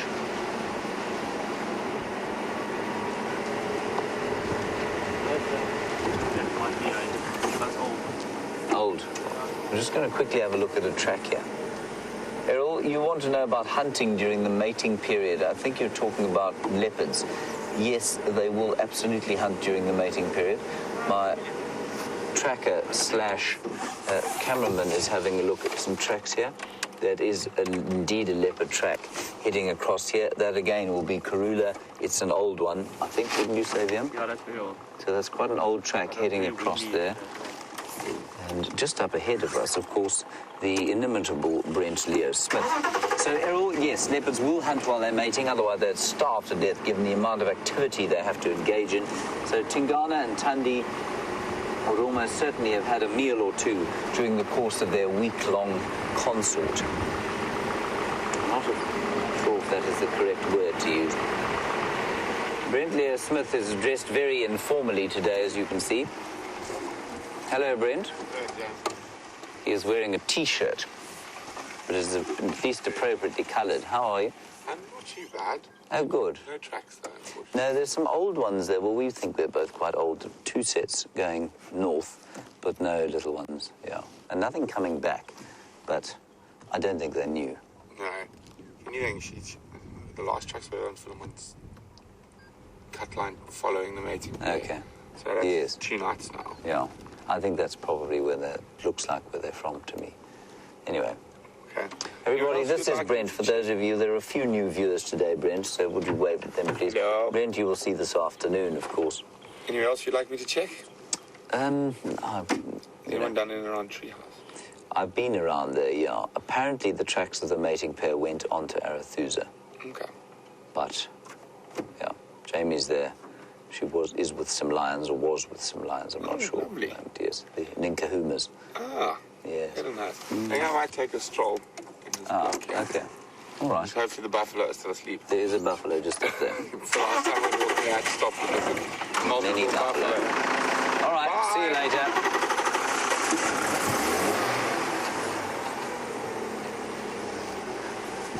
Bleary-eyed this morning, our Brent Leo Smith. He's obviously just rolled himself out of his slumbers. I know this isn't anything, I just have to check.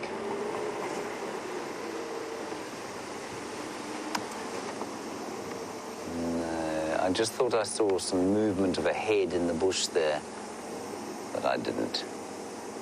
Anna Marie, you will say you want to see Tundi and Tingana. I assure you that I think the tracks went on to Arathusa. That was from Jamie. And I've no doubt that there are guys there looking for them as we speak. So if they are seen, I'm pretty sure Jamie will go towards them. So she'll keep us posted that side. We'll keep an eye out for the tracks here.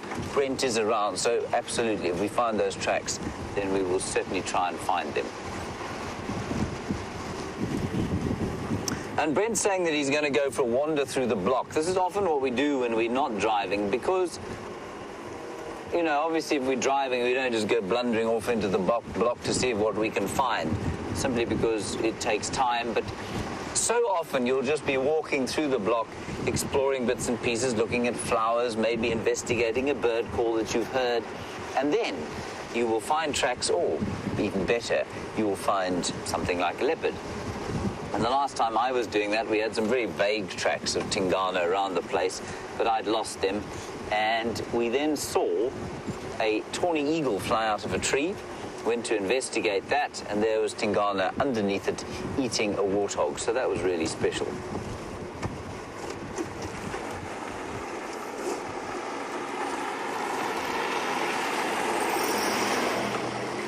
That is the Sabi Sands. Well, I mean, not physically the Sabi Sands. That's the authorities from the Sabi Sands. Candace and Edwin.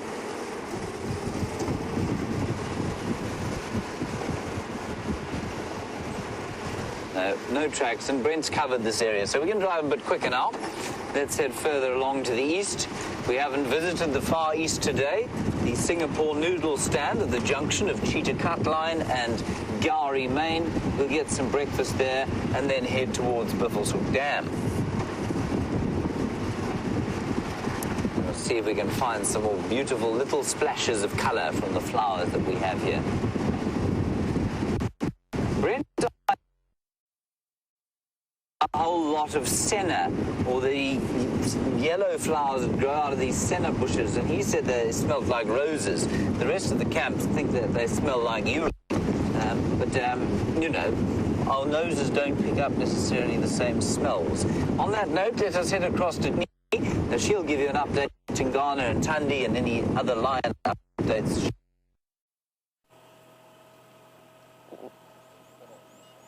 We've managed to get the best possible view of our lionesses. Got one of the females. Look at that claw peeking out. Giving her feet a very good clean. All around the cartilage sheath that claw will retract back into. There, you can see the other claws there. Watch them slide back in. She's still sticking out a bit. But she turned her paw at exactly the wrong moment. And she's just lifting her head up, scenting the air a bit.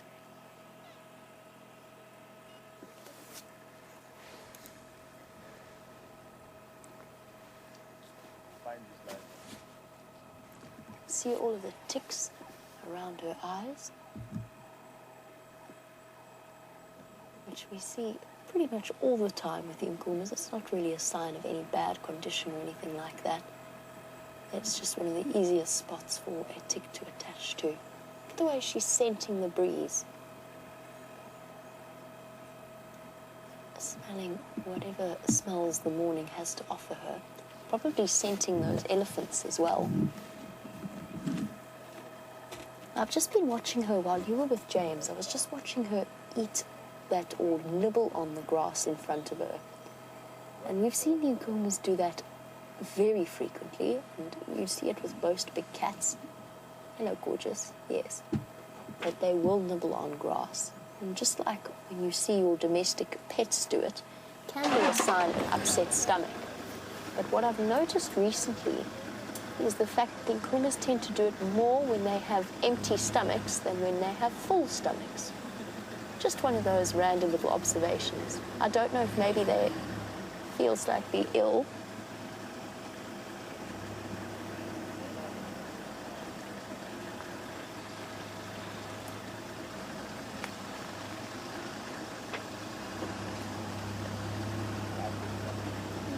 Just sticking out. Oh. Beth, you are one of our long-time viewers. And you heard me calling in the lionesses, and I said that the visual was 2 out of 5. And you can hear the other vehicle behind them attempting to try and find some kind of a view. So you're wondering what those sort of different numerals for the visuals mean. So we'll go through it. At 5 out of 5, obviously that you know, I'm sure you understand is fairly self-explanatory. If the lions were lying about, let's say 20 meters away, which is about 60 feet, there is a large clearing known as knobthorn clearings, and they would be perfectly visible from there. So 5 out of 5 means all of the vehicles get a good chance to see them. Then it starts to sort of progress from there. Now, I describe that as a 2 out of 5 visual, or what we're seeing at the moment. Essentially, there's a bit of a matter for discretion, and it's more like grading the quality of a sighting. So there's no set formula, although it makes the most sense to say that you can see about 2/5 of the animal. A 1 out of 5 visual, just to compare, would be that we can't see any of them clearly at all. So you can still see the animal, but you can't see a face, for example, clearly through the bushes. If they were lying in an even denser patch, or if they were lying behind that patch of monkey orange, that would be a 1 out of 5 visual. 3 and 4 out of 5, it gets a little bit more tricky, and every guide has their own concept of what that means, but somehow we all muddle along, and we all get the vague gist of what the other guide is saying. But it's just a warning to the other guides in the area to let them know that if they are approaching the sighting, they are going to have to shuffle about a bit to get their guests a good view. And the other thing that you factor in when you're a guide, when you're thinking about it, is the space for another vehicle. And if they will have to essentially sit in one spot for the first row of guests, or the first 2 rows of guests, and then move for the last row of guests. And when you've got a long vehicle with 3 rows of seats, you might have to do some moving about. So this is in my estimation what I would call a 2 out of 5 sighting for the other vehicles. For us, I'd probably say this is maybe between a 2 and a 3 out of 5. And if I did give the guys the opportunity to take my position, but they definitely didn't want to. With our smaller wheelbase Land Rovers, we can get into places where they just can't with the wider cars. Just while we're watching them sleeping and the odd ear twitch comes through,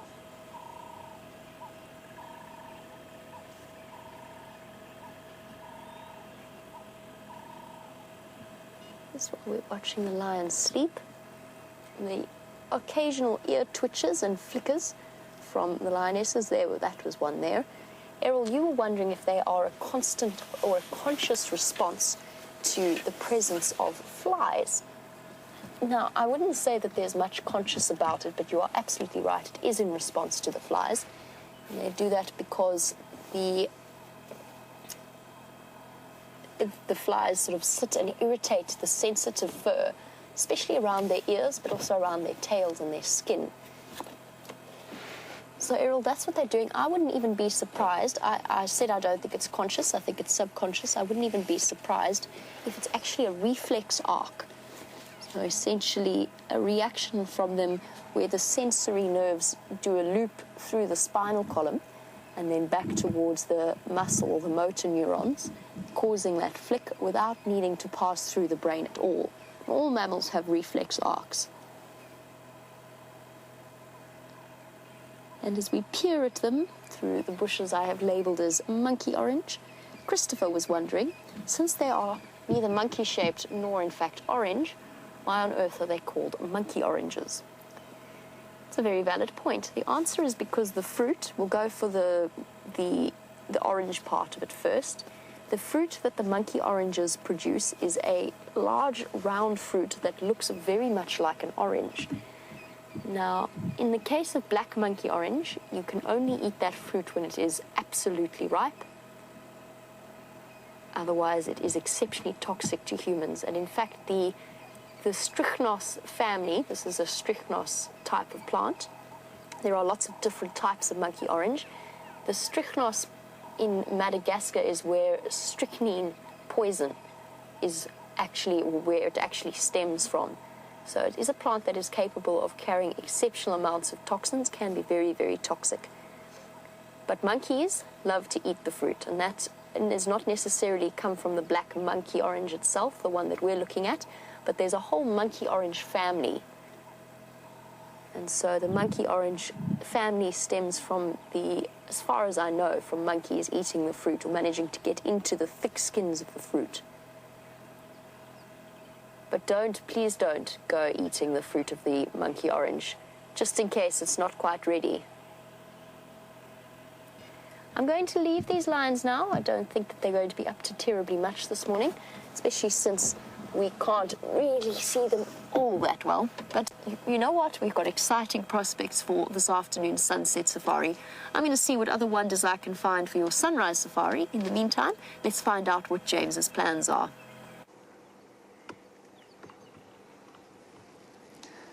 So just a herd of elephants here. We've come onto the far eastern boundary, and there is a herd of elephants just grazing or browsing quietly through the bush here. Not many of them, well, 3 or 4, I think, and they're in quite thick stuff. So we don't really have a great view. I'm just going to wait here for a little while and see what they do. They might come out into the open.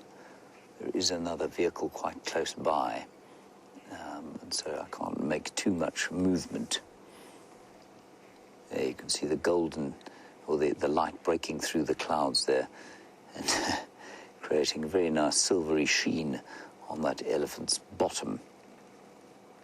But you can see what a clever colour grey is. I say that quite often, but I mean, if that elephant was standing still, it would be almost indistinguishable colour-wise from the bark colour on that bush willow tree that it's standing behind.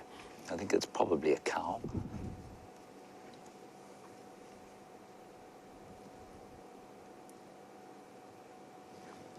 We'll move a little bit forward and see if we can get a better view.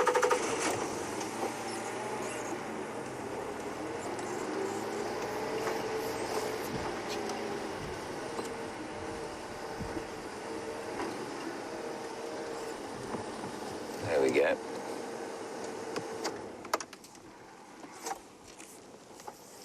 Hello, Carol, Liz, Monique, and very many others. You want to know how that elephant died, the one that's on Biffel's Hook?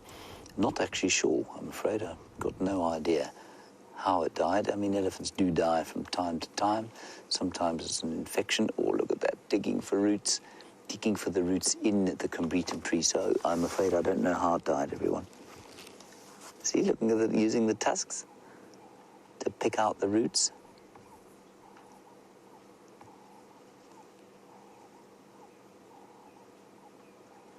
And then using the heel.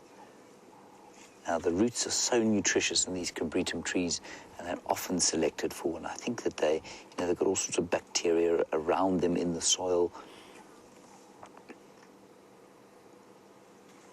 And I think that elephants select very actively for the nutrients that they don't have in their bodies.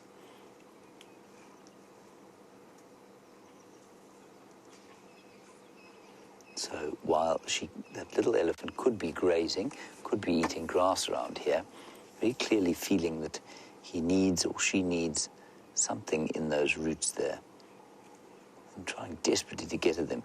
You can see that streaming from the temporal gland, trying to use those short little tusks. The temporal gland there indicating some form of stress. So it might be nutritional. Maybe that's why he or she is digging for roots. Looks like a young female, so I'm just going to call it she from now on because it's awkward to say he or she every single time. And it is just disrespectful, really.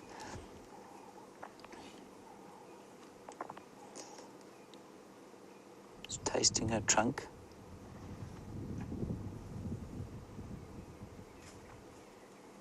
It's very interesting to know what on earth she is looking for. Now she's just throwing some sand on herself, which elephants will do. There might also be some little bulbs in there that maybe she's trying to eat.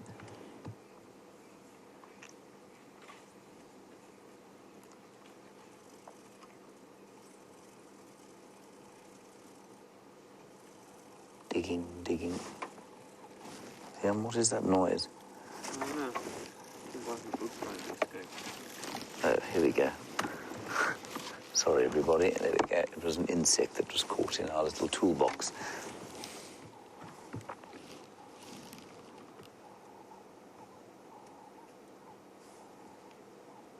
And that little feeling that comes on a day like this when, well, I mean, I always feel it, when the expectation of the dawn seems to dissipate and we go into the mid-morning. It's just hit me right now. It almost, the energy of the day changes within sort of 5 or 10 minutes. There we go. What's she got there? It's a bulb. Looks like a bulb. That's interesting. Isn't that interesting? That's fascinating. I've never seen that.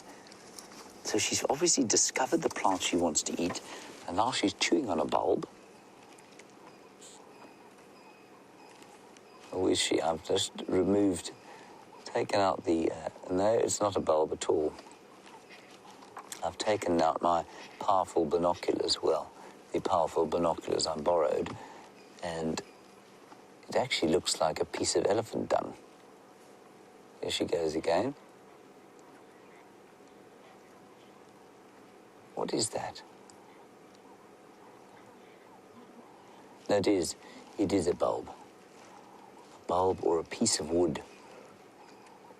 And by wood I mean a sort of piece of root. It is a piece of root. There we go. It is a piece of root. So apparently you have seen some similar sort of behavior with Jamie of late. Yeah, it's a piece of root. And obviously the elephants are feeling some sort of nutritional deficiency in their diet, or not deficiency, but there's a need for a certain nutrient that only that piece of root or that kind of root can provide. It's so interesting. I think elephants are brilliant with the way they do this. I think for a long time we thought of them as completely unselective feeders. Something's irritating her deeply on that side of her body.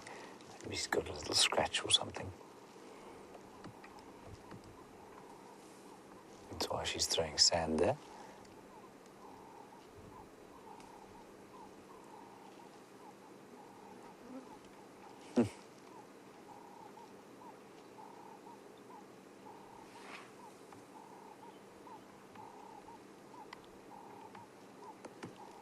Just lovely atmosphere now.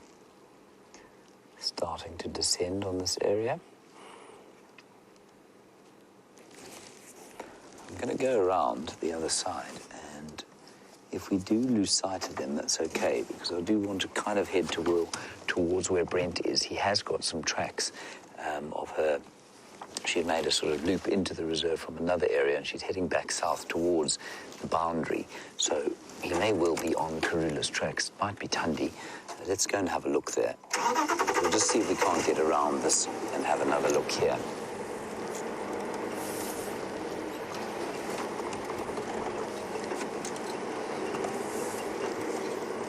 morning.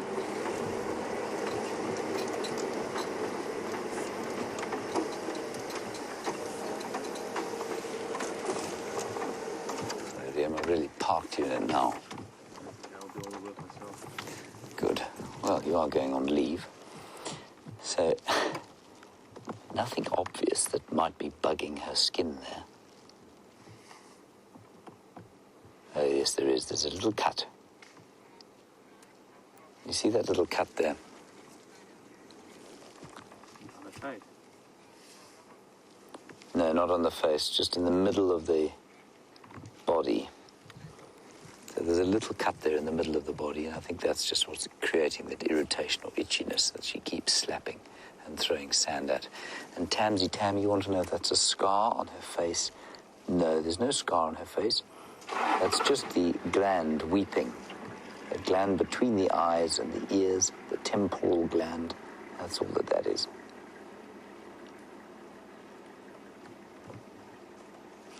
Fascinating. All right, let's move on. I'm going to drive at a relatively fast speed. Well, relatively, not very fast, just to see in case Red does come up with something, because we are a relatively large distance from him at this stage, and if he does find the cat, then obviously we want to be close by. But we shall see. Time will tell. I didn't pick those tracks up. That's not unusual. I mean, if we are staring into the barrel of the camera, it's difficult to actually see the tracks on the road. But it is possible that she crossed over the road.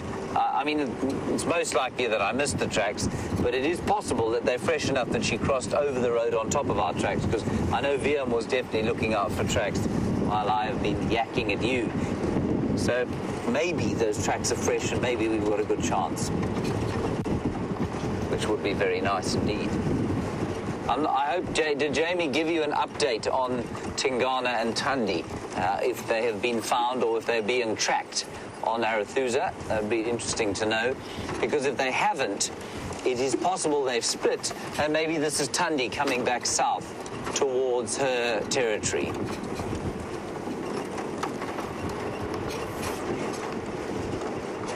This is one of my favorite roads. It's called Leadwood Road. And I'm not really sure why it's one of my favorite, but Wium, you also like it, don't you? Yes. Wium also likes it. And I've just also, actually, just before you came live and saw those elephants, we were driving through a field of those beautiful, sorry, excuse me 1 second.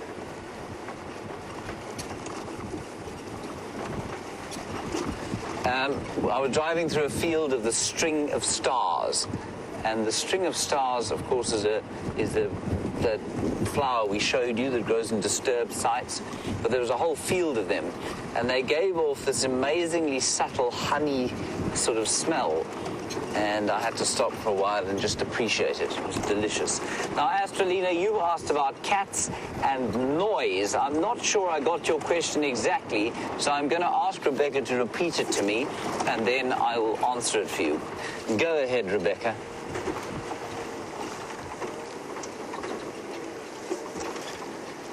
Yes. Yes. Yes.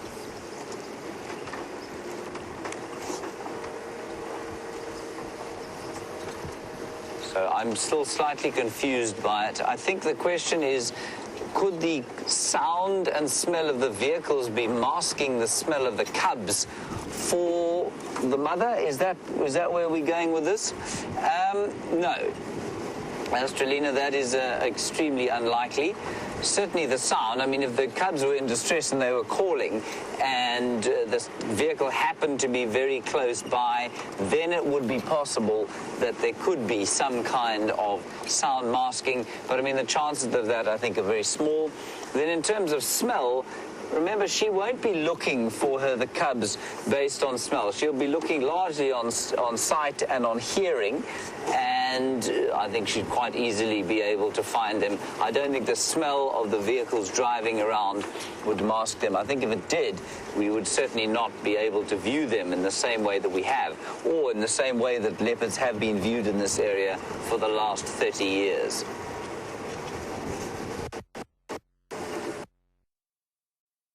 Jamie, I'm just getting it now on the radio, that Ghana and Tandi have crossed into Hoffman's, which is, I showed you the little Gowrie sign. It's a property to the west of that, so we won't be seeing them today, I'm afraid. Well, not unless they come back north. Let me just thank Jamie for that update.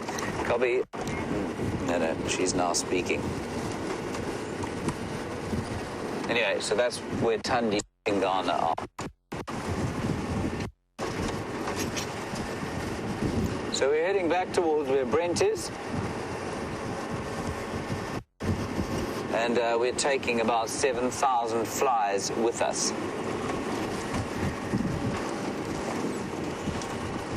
Copy, thanks for that, Jamie.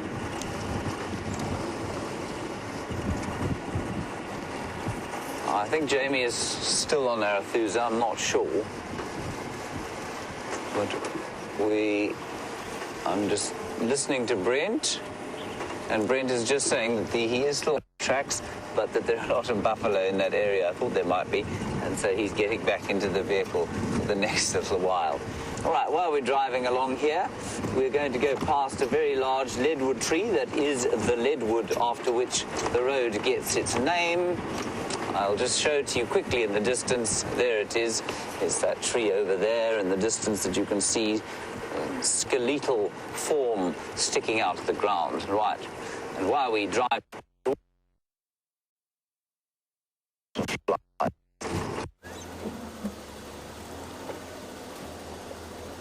I'm trying to see if I can relocate a bird that Bryan has just seen. Unfortunately, I think he's just too far into this thick vegetation. There's a red-crested corehorn, but it's a red-crested corehorn doing what I'd be dying to capture on one of our live safaris, and I say that like I'd be responsible for it. It would be our wonderful cameraman, of course, that would have to try and capture that moment. So red-crested corehorn, and I'm just stopping here. I'm kind of keeping my fingers crossed he's going to do it again, but I don't think so. They fly right up into the sky, and they fly high. And then they close their wings and they drop and they come tumbling out of the sky, only to open their wings right at the end and crash land into the ground. And that is the male's way of saying, look at how attractive I am to the ladies. And for some reason, the higher he goes and the further he falls before he opens his wings, the more attractive he is to the lovely ladies. So that's the red-crested corehorn. And I heard him calling. I'm going to keep looking. I'll see if I can't get you a view of him before I show you a picture. But it is one of the most extraordinary displays, and I know quite a few bird species do it, but it's the only one out here that actually does that full-on kamikaze-type suicidal drop out of the sky before opening their wings. And I came around the corner once, and one was in the process of doing this whole thing, only to find itself suddenly about to land on my bonnet, and there was this frantic flapping of wings before it ducked off to the side. And I had to wonder to myself if that counted as points in his favor or points against him in his display of acrobatic aerial prowess. Terribly entertaining, though. I'm not sure whether or not I mentioned it. I think I might have mentioned it, but just to give you that update again, Tingana and Tandi apparently crossed to the south of our boundary, so they've gone on to Hoffman's. Hopefully they'll come back at some point, but it seems as though Brent and James are following up on, or at least Brent certainly is following up on potential tracks for Karula. So she's coming back towards us. And we chatted last night, fireside chat, about the exciting prospects of the times that lie ahead. Karula's cubs are now climbing right up into trees, and they will slowly start to be moving about with her, particularly when she has a kill. She's going to start bringing them in the next few weeks across with her. I can't tell you how excited we all are for sightings of her brand new cubs.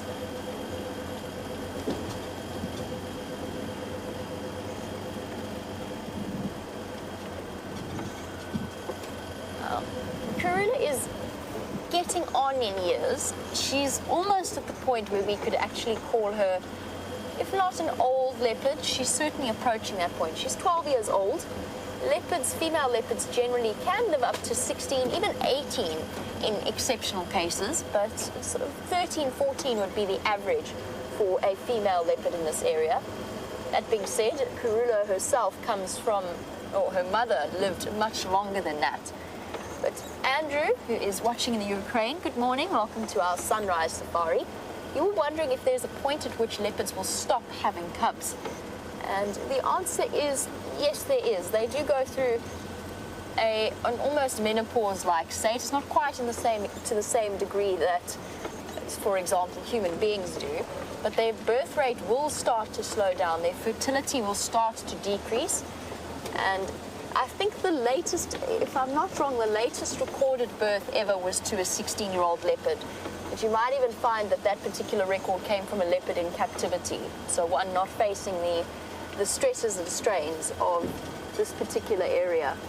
And there is a chance, I think it's slim. I think Karula could possibly maybe still have another litter after this one. But I think that there is a chance that this could be, if she raises them to adulthood, this could be her last litter of cubs.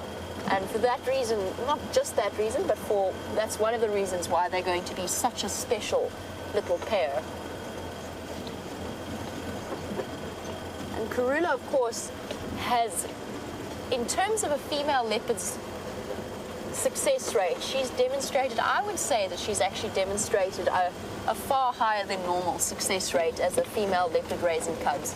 That she's managed to produce as many generations as she has, from Shadow and Tandi, her first litter, to Shimrambalan and Shingredzi and Mishu and Induna, Knuma, Quarantine, and now this litter of cubs. That is impressive, considering it's sort of a 2-year interval between each cub, or 2.5-year interval between each birth.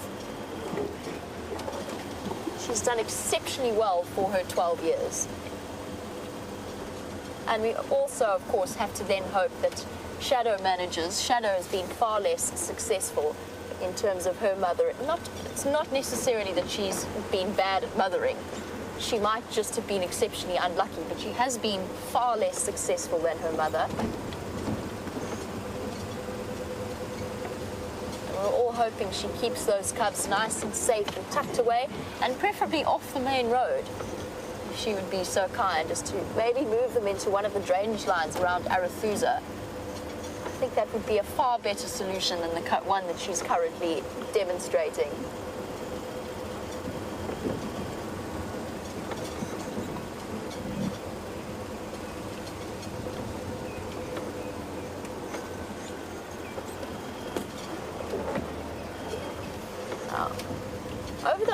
Speaking about different various leopard characters, over the last few days, I've been starting or attempting to start a little project that was initially inspired by and was entirely Wium's idea, Wium being the cameraman with James this morning.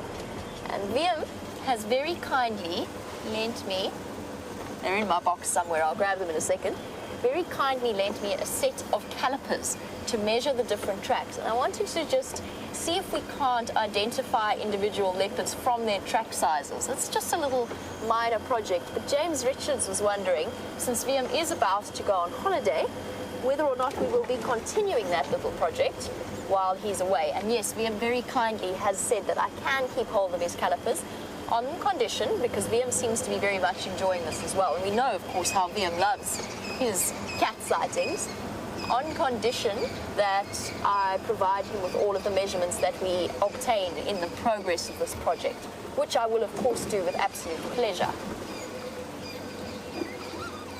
So yes, James, we will be continuing it. Next on my list is Karula's tracks, proper full set of Karula track measurements. And somebody, I can't remember which viewer it was, sorry, I saw it off Mongoose dash across the road, but I do not know where it went. I think it must have gone into that set of termite mounds there. Just see if they come up again, or if they're going to stay hidden. One of the viewers actually came up with a really interesting solution for my current, well, the problem that I've been thinking about tackling, which is how we equate or sort of, what's the word? scientifically adapt our measurements for the type of substrates, the type of soil that we find the tracks in. And somebody suggested measuring my own foot and then measuring the track that my foot leaves behind, and we'll get a percentage of the difference that it makes in the actual track size, and can therefore calculate the actual accurate size of the foot, which I thought was really sheer genius in terms of the scientific method. So we might even be getting to the point where we go down that road. Not quite sure we will, but I think it was a very clever idea. Dwarf mongoose don't want to come out this morning. This kind of weather does make them a little bit more nervous and a bit more reluctant to come out early. So James, yes, we will be continuing. I've also really enjoyed it, so I'm glad to hear that you've been enjoying it as well. It was originally inspired by, or the idea behind it was originally inspired by a friend of ours, who she says that she can identify with a small margin of error, identify an animal by its tracks, given factoring in the area that the tracks are found in and the differences in size.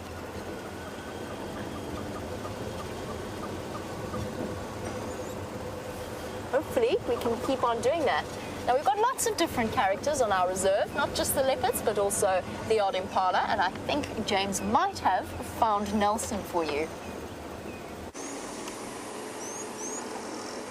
Now, we may or may not, everybody, have found Lord Nelson. Now, Lord Nelson, as many of you will know, is an impala born of only one horn and one eye. There we go. No, it's not him. That eye looks fully functional. Nelson's eye, unfortunately, looked like it had been spiked by whoever broke off his horn. That is not Nelson, but it is not uncommon to find a unicorn like this in the bush. The impala, especially around this time of year, of course, clash heads together. And I suspect, you know, at the end of a long drought like we've had, you'll probably find that the bone and skeleton within, or the skull bone that makes up the horn, is probably quite weak after a long drought. And so I suspect that we will see quite a few unicorns as the rut progresses, and these aggressive young impala fight it out for mating and territorial rights. Ben, Yes. when are you getting a new hat? Good question. I'm getting a new hat, everybody, today. This is good news. Wium is asking, I suspect, because the light is reflecting off the duct tape. Is that correct, Wium? Yes, gaffer tape, sorry. It's different from duct tape. He loves to correct me, does Wium? And so, yes, this hat will be going to have a long rest at the end of this, and if we can make it happen, of course, there has been an auction going on for this hat, the proceeds of which will go to a charity in the communities just outside. I'm going to ask Michael Grover, who is he's a conservationist of the area and is married to the manager of Juma, and he does a lot of work in the communities outside. I'm going to ask him to nominate a charity, and then we'll get those details to whoever wishes to buy this hat. I think at last count we were sitting on $261, so that would be an extremely good boon with the current exchange rate. And then this hat will be sent to the United States or anywhere else in the world where it might be required. It is a disgusting hat, of course, and it might not make it through customs. It is entirely possible that a customs official that opens the package in which this hat exists she'd probably be very upset. Okay, let's quickly go across to Jamie. She's got an extremely fast animal. Quickly go across. Look who we have found. A Speaks hinged tortoise on its way desperately trying to find a safe place. Oh, those obstacles are pretty insurmountable when you're hey, look at him go. Wow. Oh. A little bit of a dive for safety there. That is incredible. I don't know about you guys, but I am very, very impressed with that particular display of agility. What amazing little creatures they are. I'm very, very fond of the tortoises. There's something about them that I find intrinsically entertaining. I wanted to chat to you a little bit about telling the difference between males and females of tortoises. And I found a sort of, this is not the best example. I must have a slightly clearer one. Essentially, you can tell the difference between a male and a female tortoise within the hinged terrapin. This also gives us a good opportunity to look at why they are called hinged tortoises. Now, this is the plastron. This is nicknamed the plastron, or officially termed, not nicknamed. I wouldn't describe it as a nickname. The plastron is the lower side of the shell.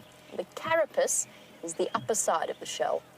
And together those are actually it's a bony area that the spine and the ribs are fused to. So a very different style of vertebrate from what we are usually used to with our unique spines and ribs attached to it. Now in females, this plastron is almost completely flat. Whereas in males, there is a slight concave nature to it. So in other words, this bit in the middle moves up towards their stomach.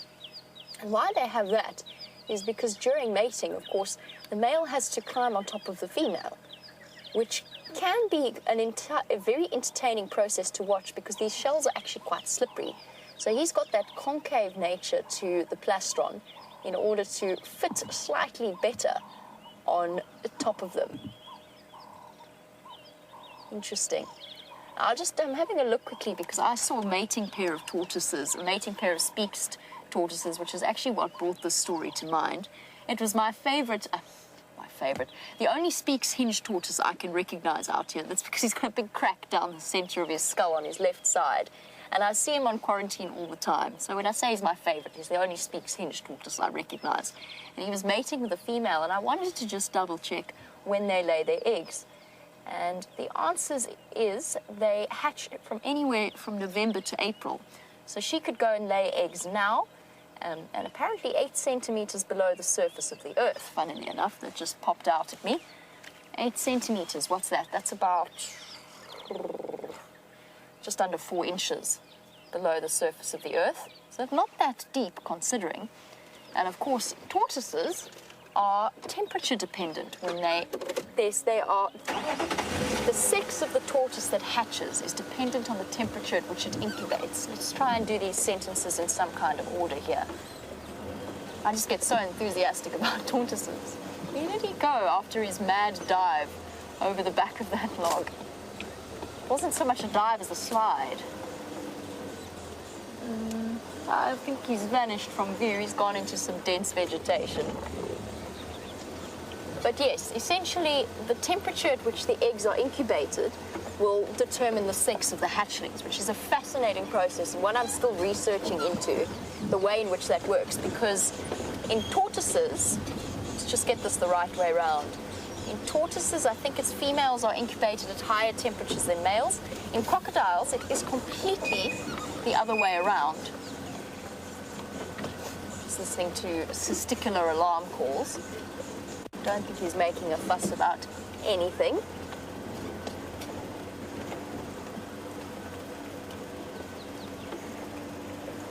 Yes, it's incredible to me that it can be one way with one reptile and the other way around with another reptile. And that it's sort of basically dependent on how low down or how deeply the eggs are buried will determine the temperature at which they hatch. Thomas, you were wondering on the subject of crocodiles, whether or not there are any crocodiles in the Djuma Pan, or in the Djuma Dam. And the answer is not as far as we know. And the reason I say that is because I have a general rule with crocodiles and with bodies of water in the Lowveld. Just because you haven't seen a croc in it doesn't mean there isn't one at some point. So you might have been there one day and there wasn't a crocodile, and then you go back the next day and all of a sudden there is a crocodile that's made an appearance. I personally haven't seen any crocodiles since I arrived on Djuma, at the Djuma Dam. There are a couple at Sydney's dam. But since they are capable of moving across land, they can actually cover enormous distances when they move about, and they can overnight cover miles in order to move to the next dam. They might find themselves under pressure at the dam that they were at, maybe there are just too many crocodiles, and off they go in search of, if not greener pastures, then better dams. What would we call that? Muddier dams. So no, there's no crocodiles as far as I know. That doesn't mean that there isn't one right now. It doesn't mean that there won't be one tomorrow. Unfortunately, however, the Djuma Dam is almost dried up. So the opportunity to move there is pretty limited, and it'll probably be a waste of a journey, because I'm certain that that water's going to be gone by sometime next week. And I've often seen people just checking Gallagher Pan here. There's not much around. But I've often seen people work on the assumption that the dam in their area is free from crocodiles and play around the edges and send dogs swimming into them, and I'd always hesitate a little bit at the thought. I've come full circle this morning. I was looking for these guinea fowl at the very start of the sunrise safari because they were cracking away at something that I suspected was an eagle. They are such... that vivid blue stands out so clearly.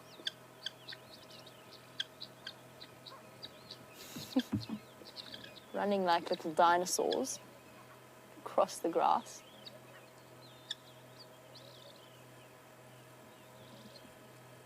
A helmeted guinea fowl. Scything through the grass, looking for any seeds that might be of value. Look at all those bright blue heads sticking up. Hopping about. We've spoken a bit about how late in the season they actually started pairing up. Usually they pair up far earlier, around December, January, once the big rains start. But since the big rains didn't come, we didn't see that behavior for a considerable period of time, and we're still not seeing them going into groups of two to the full extent that they might usually. This drought has knock-on effects across all aspects of life out here. Off they go towards the pan, and off we go towards the Djuma Dam. Let's go see if we can't find a crocodile for Tom. I have to be honest, I don't want to get your hopes up. I really don't think there's going to be one there. There might be a rock monitor or a water monitor lizard. That's a distinct possibility. And whilst they're not quite miniature crocodiles, they are pretty entertaining to watch. For any of you that ever come out on a safari, and I'm sure that some of you are planning some, I know that some of you are planning some, word of advice from somebody who's just made this mistake now: do not forget your hat at home. Don't go out on a drive without a hat. I thought I'd be okay because it was a bit cloudy this morning, so I figured I wouldn't go back for it. That was an error in judgment on my part.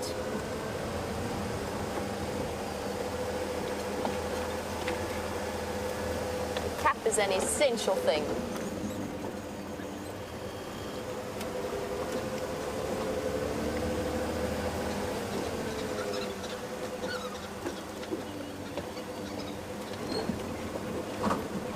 And on the subject of hats, I hear that Mr. Henry's going to be replacing his cap.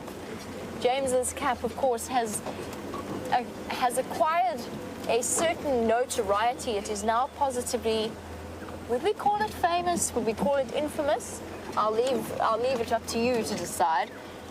Personally, I think it's going to be really sad to see that cap go. It's got character, but it is, however, being held together by gaffer tape, and perhaps it is just the end of its life cycle.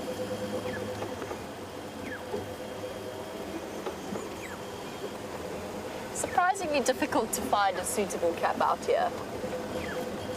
I, of course, have got my lovely cowboy style hat, which I'm going to have to break out again now that it's no longer boiling hot summer. Where are you going, Inyalas? I'm trying to look at you and you keep running away from me. There. Bit of deja vu here from the last bushbuck sighting I had at the back.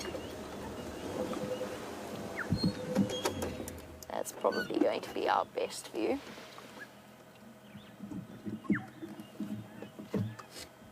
tails swishing gently.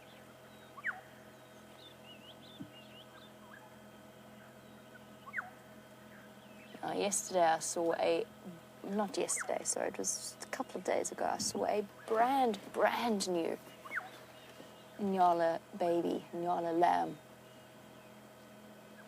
So it just goes to emphasize what we were talking about at the beginning of the drive, the fact that Nyala don't really have a set breeding season. Hello, gorgeous girl. Oh, and it also gives us a really clear example, going back to the question about the wildebeest stripes.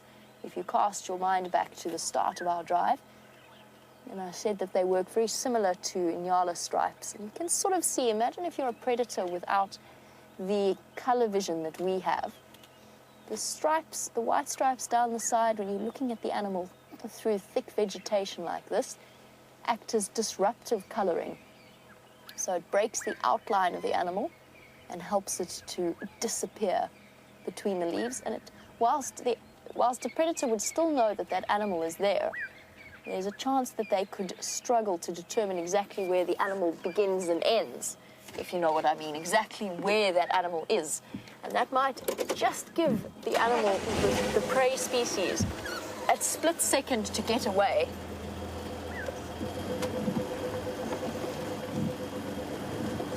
Alrighty, well, it's been another lovely morning. Glad to see the wildebeest back on quarantine, and of course the prospect of the Nkuhumas following a buffalo herd. But, oh, that was an update I didn't give you.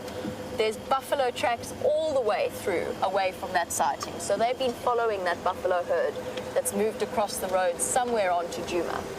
So we have exciting prospects for the sunset safari. Thank you as always for joining us. Bryan, thank you very much for your fantastic camera work. And thank you to Rebecca in Final Control, doing a fantastic job of directing her first safari. I think you'll all agree she's done a brilliant job. Most importantly, thank you to all of you, the viewers, for your questions and your comments. Join us again for the Sunset Safari, but in the meantime, have a wonderful day wherever you are. Cheers.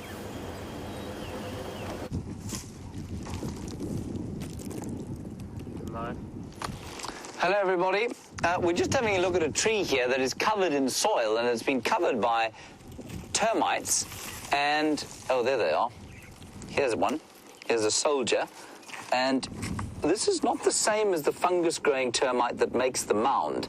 Can you see him there at all, Wium? He's there in my hand. He's going to bite me, yes.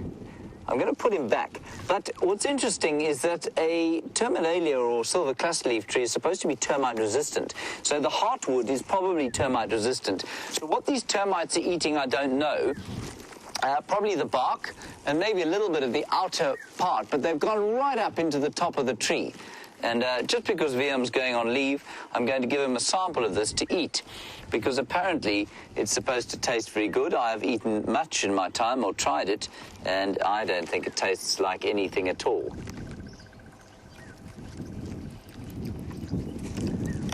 There are people around here who will go a long way to try and eat that stuff. What do you think, Wium?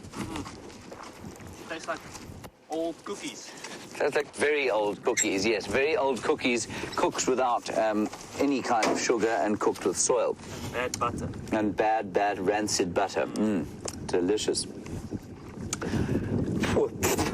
Right. Just a quick note.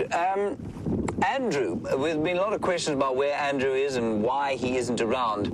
He took a long leave to go to India for a little while. And we thought he was going to come back. Unfortunately, he's had such a wonderful time there that he's going to carry on spending time there. He may or may not come back to South Africa, so we're not sure about that. So I'm afraid for the foreseeable future, we won't see Andrew. The hat, so far, James Richard, $270 is your winning bid, I guess. We're going to leave the bidding open until this afternoon. James Richard, your bid is the leading one. I will find a charity. That's it from us today. Thank you, Wium, for your efforts. And, of course, you're going on holiday. Have a marvellous time. Thank you for your beard. Hopefully going to shave that off fairly soon. Big thank you to Brent for his tracking exercise, and to Jamie and Bryan on the other vehicle. Thank you. And a big congratulations to Rebecca for your first drive. See you in the afternoon.